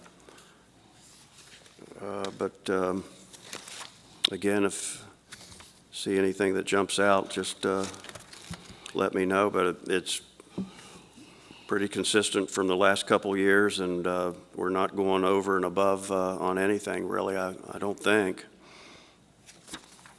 So any questions on administration before we move on to greens? So it looks like the reserves out of the golf course are pretty much staying, this is back in the schedule, but it's 292 versus 281, so you're adding some money to the reserves, in the golf course, which is a good thing. Yeah, and I expect us to be able, Greg and I have had numerous discussions on, if you remember last year, we did a capital outlay project for the replacement of the cart barn. So Greg and I have had this discussion. We budgeted $200,000 for it. we don't know that we're going to fully replace it, so he's currently going back and having them look at replacing the roof and then seeing if there's any structural work that needs to be done to the existing building. So hopefully that comes in under budget, and then we can put the remaining of that back into the thing. One of the big things on this, and I don't know where we go with this, but I can tell you, I play the golf course a little bit, and I really think we need to consider in the future, we're going to have to consider redoing the turf, not just the greens, but the tee boxes, the fairways. That's where, we see a lot, most of the destruction and stuff. The greens are in good shape, but it's really the other parts of play that are really starting to show the wear and tear. And the course hasn't seen a redo or any of that, in the recent past. So I think that's probably where our biggest expense is going to go in the future, is having to recondition the course. But that's something that we'll have to budget and then, look at how we're going to potentially, take out a bond or a loan or something of that nature, and then have to raise the rates at that point to try to start to repay that, make that payment. So those are things that Greg and I talk about on a consistent basis when we're looking at what's happening at the course. And the one thing that, that I've asked as we're going into this fall and winter, we've had 2 good years of weather. We're going back into that El Nino, which caused us problems 3 years ago. And we're already, getting the forecast for that. So we got to make sure that we're staying on top of the greens. And I know they put some additional proactive measures in place, but that's going to be this fall and winter is going to be a challenge for us. In kind of seeing how we have learned from what happened 3 years ago and see if we can continue to minimize the effects on the greens with that, because I expect it to be a cloudy, wet, cooler winter with the El Nino conditions as we go forward. So just bringing that out into the open now, as we're sitting here in July, that we're already, looking at that and trying to figure out what we're going to do to address that as we go forward. So we'll move on to golf course greens. Yeah, on golf course greens, you see this is all programmed in. Our golf maintenance provider, International Golf Maintenance, there is a small increase there. Trying to keep electric down as much as we can. We are certainly hoping by now. We have basically repaired a lot of things on the irrigation system this year. This was the year of irrigation. A lot of electronic components, variable drive boxes, thermal control units, all kinds of electronic gadgets decided to go out on us this year at the irrigation pump house. So that's why you see that unbudgeted number of 52,000 from this current fiscal year, but we certainly hope to get that back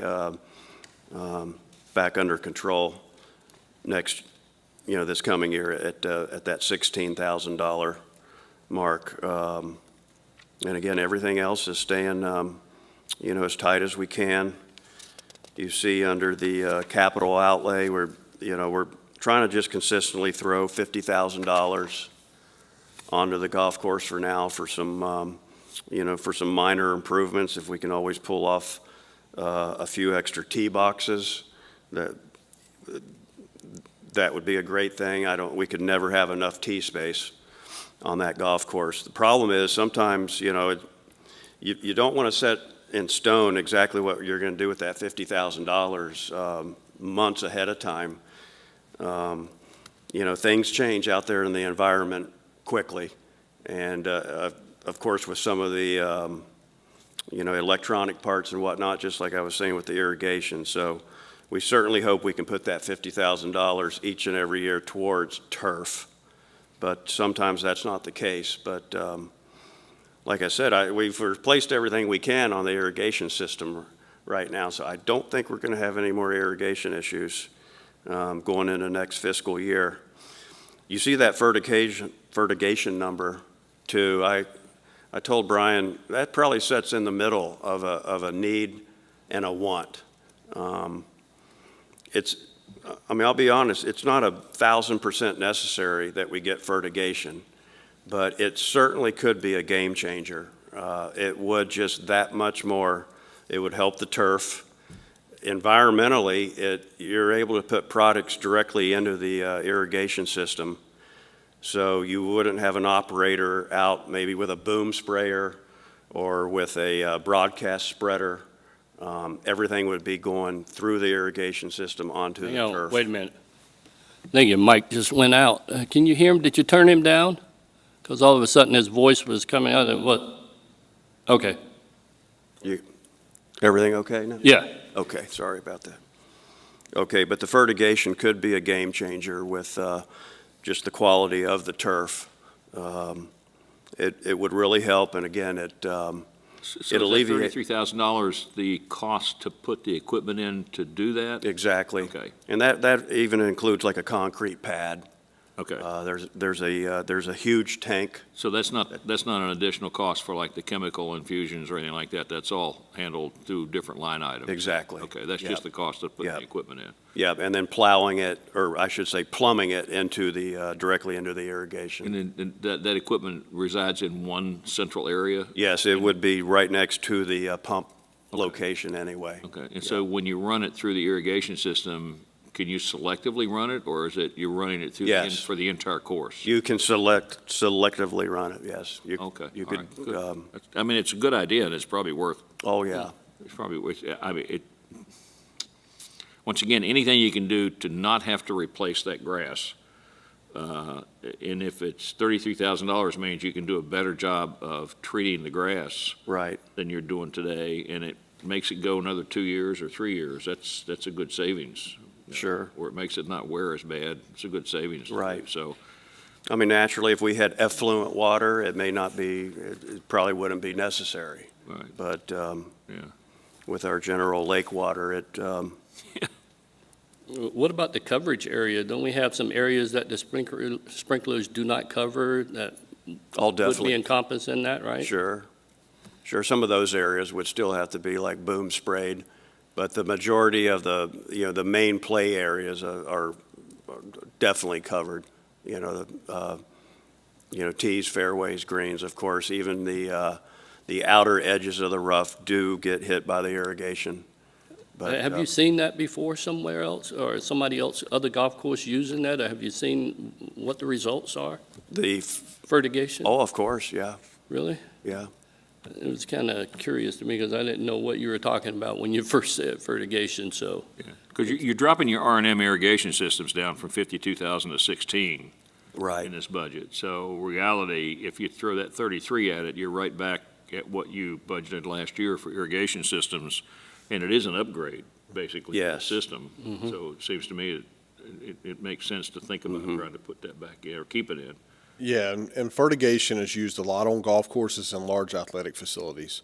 So somewhere that you don't necessarily want to have as he mentioned, a boom sprayer or something that's, hey, they're out there spraying, the fertigation system is used in a lot of those places. Very interesting. It isn't going to stop us from still having to spray for some of the pesticides and things like that, but it does stop us from fertilizing and stuff like that from the spreaders and stuff like that. Can all funnel through the irrigation system. There'll still be some areas we have to treat, but majority of it will be all through the system. Okay.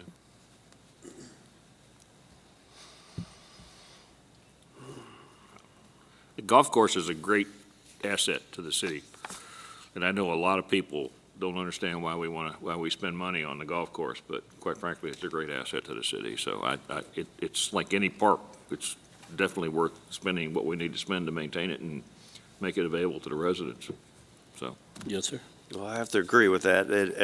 And honestly, it's probably going to become greater with, there is a concern, especially in Florida, with supply versus demand when it comes to golf. Golf is booming.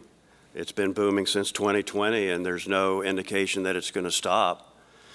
Yet the irony is a couple courses are going by the wayside, typically for the sake of homes. We all know this has happened in Brevard County now. It's happened twice in the last 2 years. There was a course in Palm Bay. There's Isn't that still the Masters in Palm Bay? the majors. The majors. Yeah, they're still fighting. It was a with that. beautiful course too. Very beautiful. Arnold Palmer design originally, and I know they're fighting back and forth about putting homes all over the place. I know it's a little further away, but up in Rockledge, Turtle Creek Yeah. closed over a year ago. Turtle Creek and was a beautiful course. They immediately started building Yeah, that was a dire course. I think. there, and nobody's knocking the door down to buy enough property to build a golf course. I know in this immediate area, in a 150-mile radius, they're not. So public golf courses are going to really stay busy. And that's a bad thing in future. some ways, because the more rounds, the more damage, the more cost to maintain. Well, of course, but that's. You start trying to rates- charge enough money to cover that, and people get mad at you, but. Sure. But I mean, right now, we're probably at a point with the number of rounds that are played on that course, that if we increase the number of rounds that are played, we're going to increase our maintenance costs We sure will. disproportionately to that. There was days this past winter, I didn't want to tell Brian how many rounds we did, because we did too many. Yes. We did 250, 260. And the Gosh, if- condition of the course shows that too, that all Sure. that play, so, sure. I mean, a better number, even in peak season, could probably be 200, 210. Yeah. Which is funny. The first Friday in June, we did 208 rounds in June. It kind of shows you that supply and demand. And they're here year-round now, and So maybe we should do the beer concession or something. Maybe we should move on with this budget package. We're going to golf carts. Okay. That's where I want to go to, golf carts. Golf carts. Well, golf cart, the cart division, yeah, there's nothing that really just jumps out. We've kept everything as, down to the minimum as we possibly can. Theoretically, this should be our last year for the current fleet of golf carts that we have. Brian and I will have to start working on that for, October, October of '27. It's going to be time to talk about another fleet of golf carts. But the ones we have now, they've got their issues, but they're generally working fine. The lead acid batteries are hanging in there. But that is a concern as we go into that fourth year with the golf cart. So you see just a very small increase on R&M operating equipment. That's what that's all about, just more than likely predicting that we may very well have to buy some batteries just to get the carts through that fourth year. And Greg, how many, we've already had to replace batteries in a decent number of carts. Do you recall how many we've done so far? Well, they've all been warranty. Yeah, correct, So- but it was, So far, we've probably had, close to, about 120 batteries replaced in and how many total. batteries are in a There's golf cart? six 8-volt batteries in each cart, And we've had to replace about 120 of them? yes. So, I mean, we can start to see kind of the timeline of these carts, and we're reaching the end of their span. And so Greg and I have had a discussion. Probably when we go out, we're probably going to look at battery, but then also looking at gas as well, just to kind of try to look at both options as we go forward, to see what's going to work best for the city as we move into this. And we generate enough revenue off cart rental to cover our cost if we lease them? Is that, are we close to doing that? Well, Because I know, back and look at your chart about increasing cost, I mean, is it under that schedule, do you think that if we end up having to lease new carts next year, is there enough money coming in on revenue to cover the cost of the Yes. leases? There is? I think so. Okay. Far and above, I think golf carts are probably our biggest moneymaker. Yeah. Far and above. But there is a concern. I mean, as life goes on, the companies are getting out of lead acid batteries. There's already 2 of the 3 major cart companies are out of the lead acid world. It's either lithium, which naturally is more expensive, but lithium lasts so much longer. They're on charge a lot shorter. They are totally maintenance-free. So it'll either be lithium or gas, I think, as life goes on. And the companies that are still providing lead-acid batteries, we've seen it, even a top-of-the-line lead-acid battery is not as good as it was 20 years ago. They're using recycled lead, other materials. They're just not as good. So based on the batteries, are we on track with the, what do they call it, amp hours on our carts? So I've noticed recently that you can't complete an 18 round of golf starting in the morning without the battery lights starting to come on. So my concern is have those amp hours been checked by the Oh, yeah. manufacturer? And if we're starting to lose the batteries, are they still under warranty so that we don't cover them? Because I remember last time we had an issue with that, with the amp hours. They wouldn't cover it because we were above the amp hours on certain carts, so they wouldn't cover the batteries on those. We are at that breaking point right now overall. The batteries fall out of warranty after they've hit 25,000 amp hours. Most of the carts are right at that number right now. That's why we pushed hard to get the authorized dealer up as frequently as possible, knowing we're right at that breaking point. And sure enough, a lot of the batteries were like at 24,000 and change. So they just by the skin of their teeth fell under warranty. There's still about 15 new batteries in the cart barn right now that will obviously get installed here shortly. But those are all, they've already confirmed that those are all warranty replacements. So that will be a concern. That's always that roll of the dice on that fourth year with a lead acid battery. You typically will hit that 25,000 amp hours, after 3 years and a handful of months, for sure. Yes. Now, the light will come on. A lot of times the light will come on like on the back nine. The cart is still just fine. People do get concerned over that light.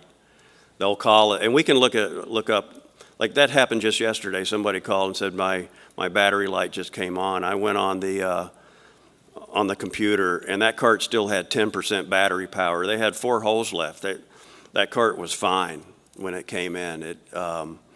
Yes, of course, the light was still on, but they had plenty of power to finish 18 holes. So Right. that will happen occasionally. Right, yeah, the concern for me, though, is, and I hope y'all are looking at this, is we have at least a year more before we get new carts. Yes. And if we're having a bunch of our carts already at that what's it called, amp hours? Amp hours. Or whatever, and the batteries start going down, that means now, probably in 4 or 6 months, maybe, we're gonna have to buy batteries because they're out of warranty. Right. And now we're gonna have to pay for that. You're gonna have to pay for that out of your budget. So Yes. have you been starting to plan for that, looking at that Yeah, that's eventuality? where that number is now at 5,000, where we've gone up from, you see we were at 3,600 this past year. A lot of that that was for, non-warranty things that went out, but The Yeah, solution, we Fresh, are is in- hit your ball close to the cart path. No, I'm just And then you're on the concerned. concrete. And we ran into this problem before where we had to come up with a lot We of money. spent a lot of money on We had to batteries. come up with a lot of money, and the concern is making sure that we stay on top of these things before it get to that point, and Right. and that's what we had Yeah, spoke I mean, about before. Is there anything in our current agreement that stops us from replacing those carts early? no. So if, in fact, we look at it and we say a large number of the batteries running up onto that 25,000 amp hours, is there a reason why we might not want to speed up the process of replacing the carts? And I know when you replace them, you don't get 100% of the new carts in on day one. There's a staggered process, right? We got most of We them. typically. Get them all pretty quick? We do get them all at once. It seems like with Fred's issue, rather than get to the point where you're starting to have to buy more batteries, is it safe to think maybe it's time to replace the carts earlier? In Sure. the process. I don't know. That's a discussion you guys have to have when you Right. look Yeah, at it. yeah. You know. Yeah, I mean, I think to your point on budgeting for it, it's a hard one to do because we don't want to sit here and have these huge budget numbers out of the golf course because we are trying to conserve as much funding as we can in that account. But knowing that we've already replaced 120 batteries, realistically, we're probably going to have to replace another 100 batteries over the course of the next year. So we need to kind of look at that, see what that cost is going to be associated with, and then is there anything else we can do? Because once they reach that threshold of the warranty, there's nothing we can do. But if they're not already showing, because they come in and they do a full test on the battery. So we can call them in and say, hey, these 10 carts are having a problem. That doesn't mean they're covered under warranty. They do the test, and if the test doesn't show that the battery meets those specs, they're not going to replace the battery. They're going to say it still has plenty of ability in it. So we've been able to get 120 done so far. We'll continue as they come in until we reach that number. We'll continue to have them come up and check it until we get to that 25,000 number. But we also don't know on every single cart, on every battery. So there's still going to be some that may be at 23,000 or 24,000. So we'll keep having them evaluate it. Are we still in a better place buying than leasing? I mean, I think so, but it'll be part of the evaluation we do whenever we get quotes for new carts. Right. Lithium is going to cost a lot more than the lead acid batteries if we go battery.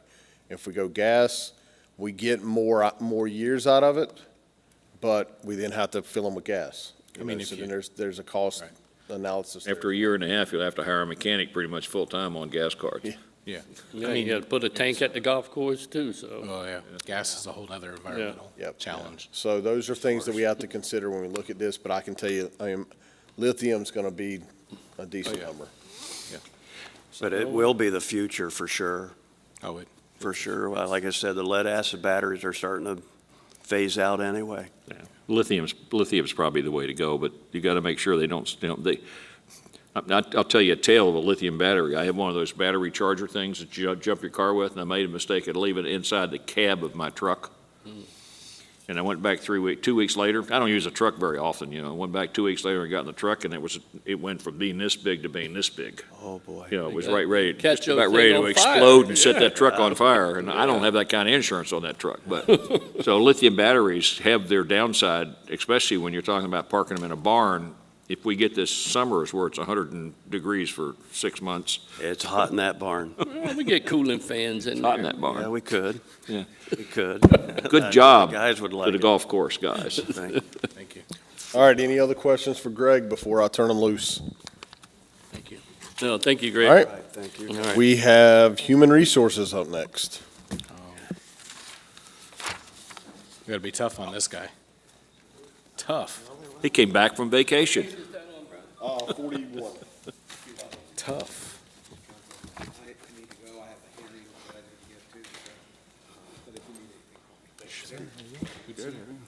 See you.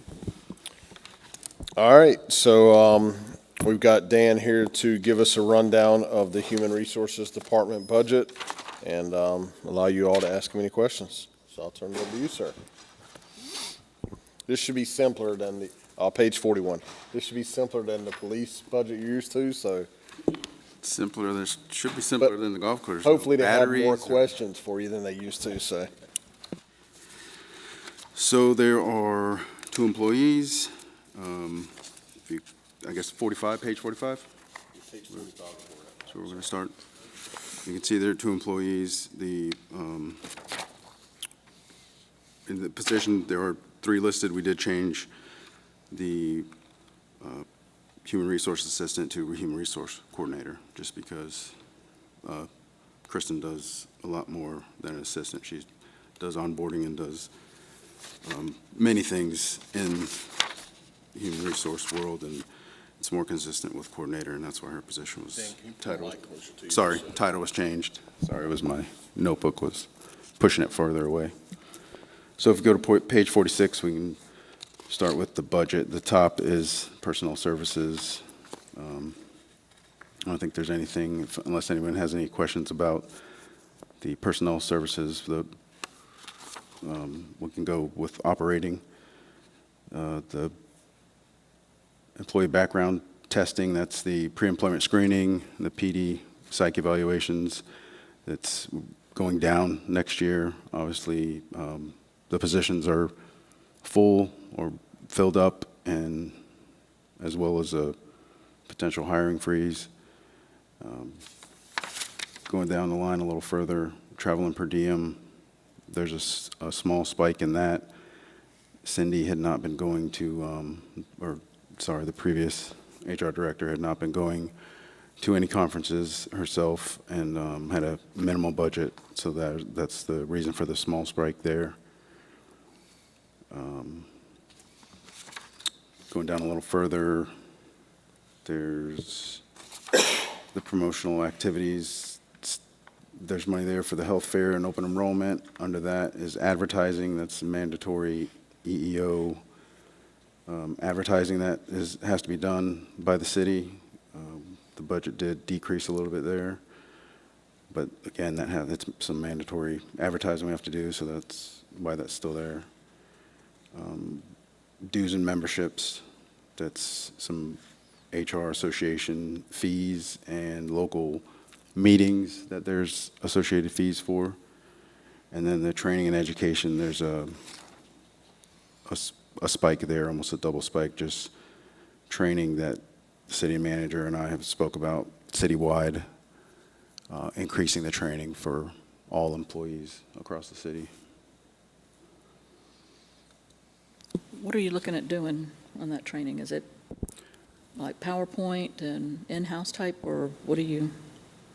So it includes conferences for the 2 employees in, myself and Kristen in HR. A small portion of that includes for conferences next year. And then also the majority of it will be for department heads and citywide, like leadership, succession planning, leadership training, citywide, just an increase in overall training for all departments, and hopefully bringing in outside instruction. Is that a reclassification, basically from human resource assistants to coordinator, or is that a reclassification of a current employee, or are you Yes. Yes, having sir. a turnover? No, it's Kristen. She's been in the position, I think, since it was created by Cindy. Okay. And she would just be reclassified from an assistant to coordinator. So she's gonna, some of that training would be for her, things that will become responsible for that she's not in? Yes. Yeah, okay. And I know one of the other And then trainings. you're gonna have to go through some, you know, attend a couple of conferences and some things like that in human resources. Yes, sir. Yeah. One of the other, a couple of the other types of trainings are for Councilmember Matthews. There's additional safety trainings that we now are requiring for employees for citywide. So that cost is also included in there in addition to leadership training and things like that. Okay, and are you taking on some of the training that is an HR training requirement for like your accreditation process and things like that? Are you overhousing that? Or is it strictly with the police department? So from an HR standpoint on the city side, so the training from the police side is a little different. They kind of handle and they have to bring in some things in-house here.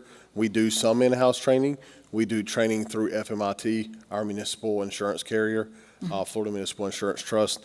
They do a lot. I mean, all of our employees had to go through an 8-hour training this year, and next year they'll have to go through it again. We also have cybersecurity training and computer training. That's a 4-hour course that all employees have to take.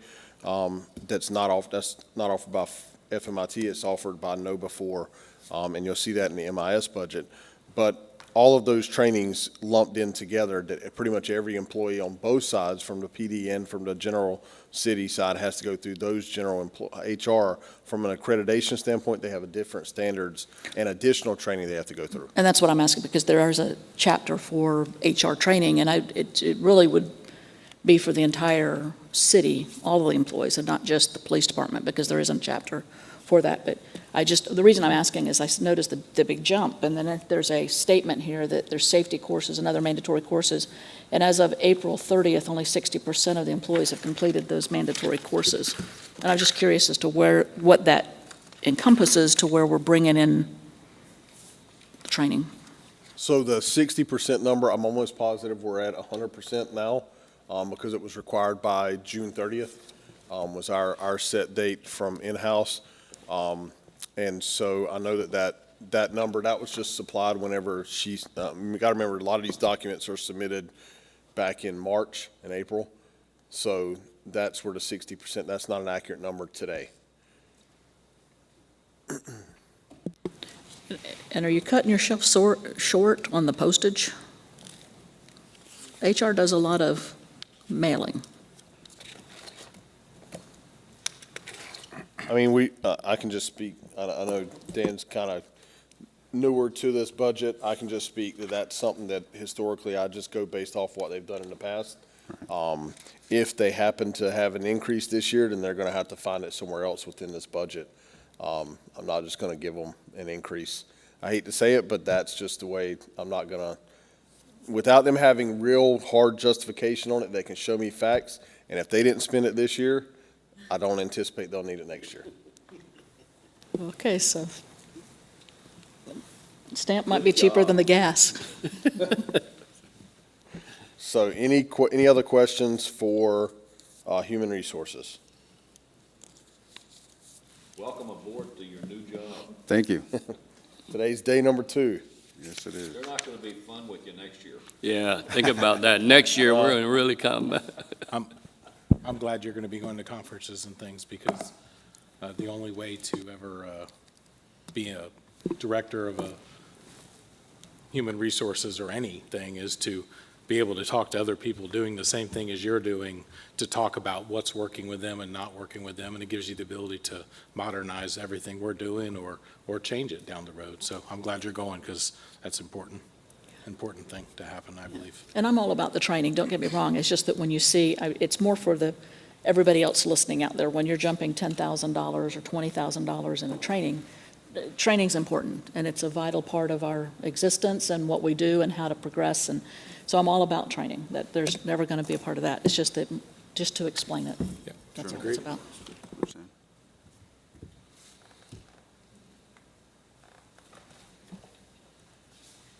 Now he's going to the detail. Uh-oh, here we go. Do you need a detail? I have the detail. It's going to run it out for us. Deep. So, Federal and state requirements on HR. yeah. I don't know if you can do enough training. So I'll detail it out for you on the training and education, and I thought I had it from last year, but I apologize, I don't have last year's detail sheets with me. 17,000 in citywide employee safety and other training. That's $17,000 out of that 22,885. 5,000 is leadership training.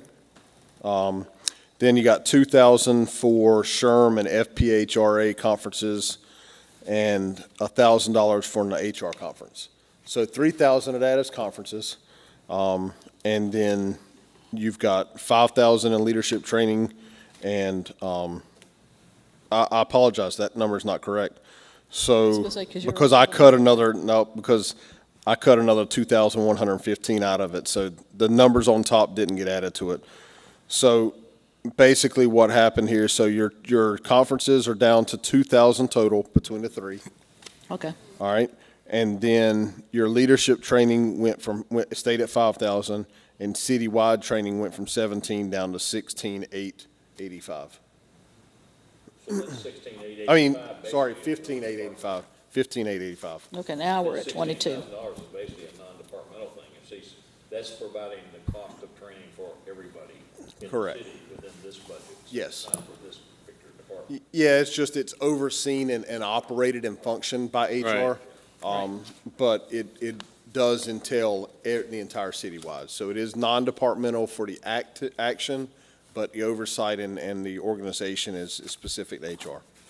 Okay, So sorry about that. I had Nope. the numbers up top didn't get updated, but I did reduce it by $2,115, so. okay. Thank you. Any other questions? All right, so now it is 11:38. We will break for lunchtime. What time do you all want to come back, just so that I can have this afternoon's? We're tentatively scheduled to start at 1. but I can 12:40. start. So let's go 12:45. We can be back here at 12:40. I'll have community development here at 12:45, and then I'll have the police department ready to go right after that. All right. All right, and then, so just so you all know, so our plan, if we had public here, was at this time, at the end of the morning session, I was going to open it up for public input. There's no one here. The end of the afternoon, we'll open it for public input. That way it's kind of fresh and we don't make them wait the whole period. And then tomorrow, we would do the same thing at the end of the morning session, and then the end of the afternoon session, we would open it up for public input. Tomorrow, I will, just in case anybody's trying to plan for tomorrow, we anticipate to be done by 11 in the morning. I then have a meeting, and I believe Councilmember Dodd had a meeting, and I think you have a meeting as well. There were some meetings that interrupted, so we'll break at 11 for lunch. We'll have lunch again tomorrow, but then we won't start back up till 1 o'clock. So there will be a 2-hour time gap tomorrow in that middle portion of the day. But we'll break now for lunch. Thank you.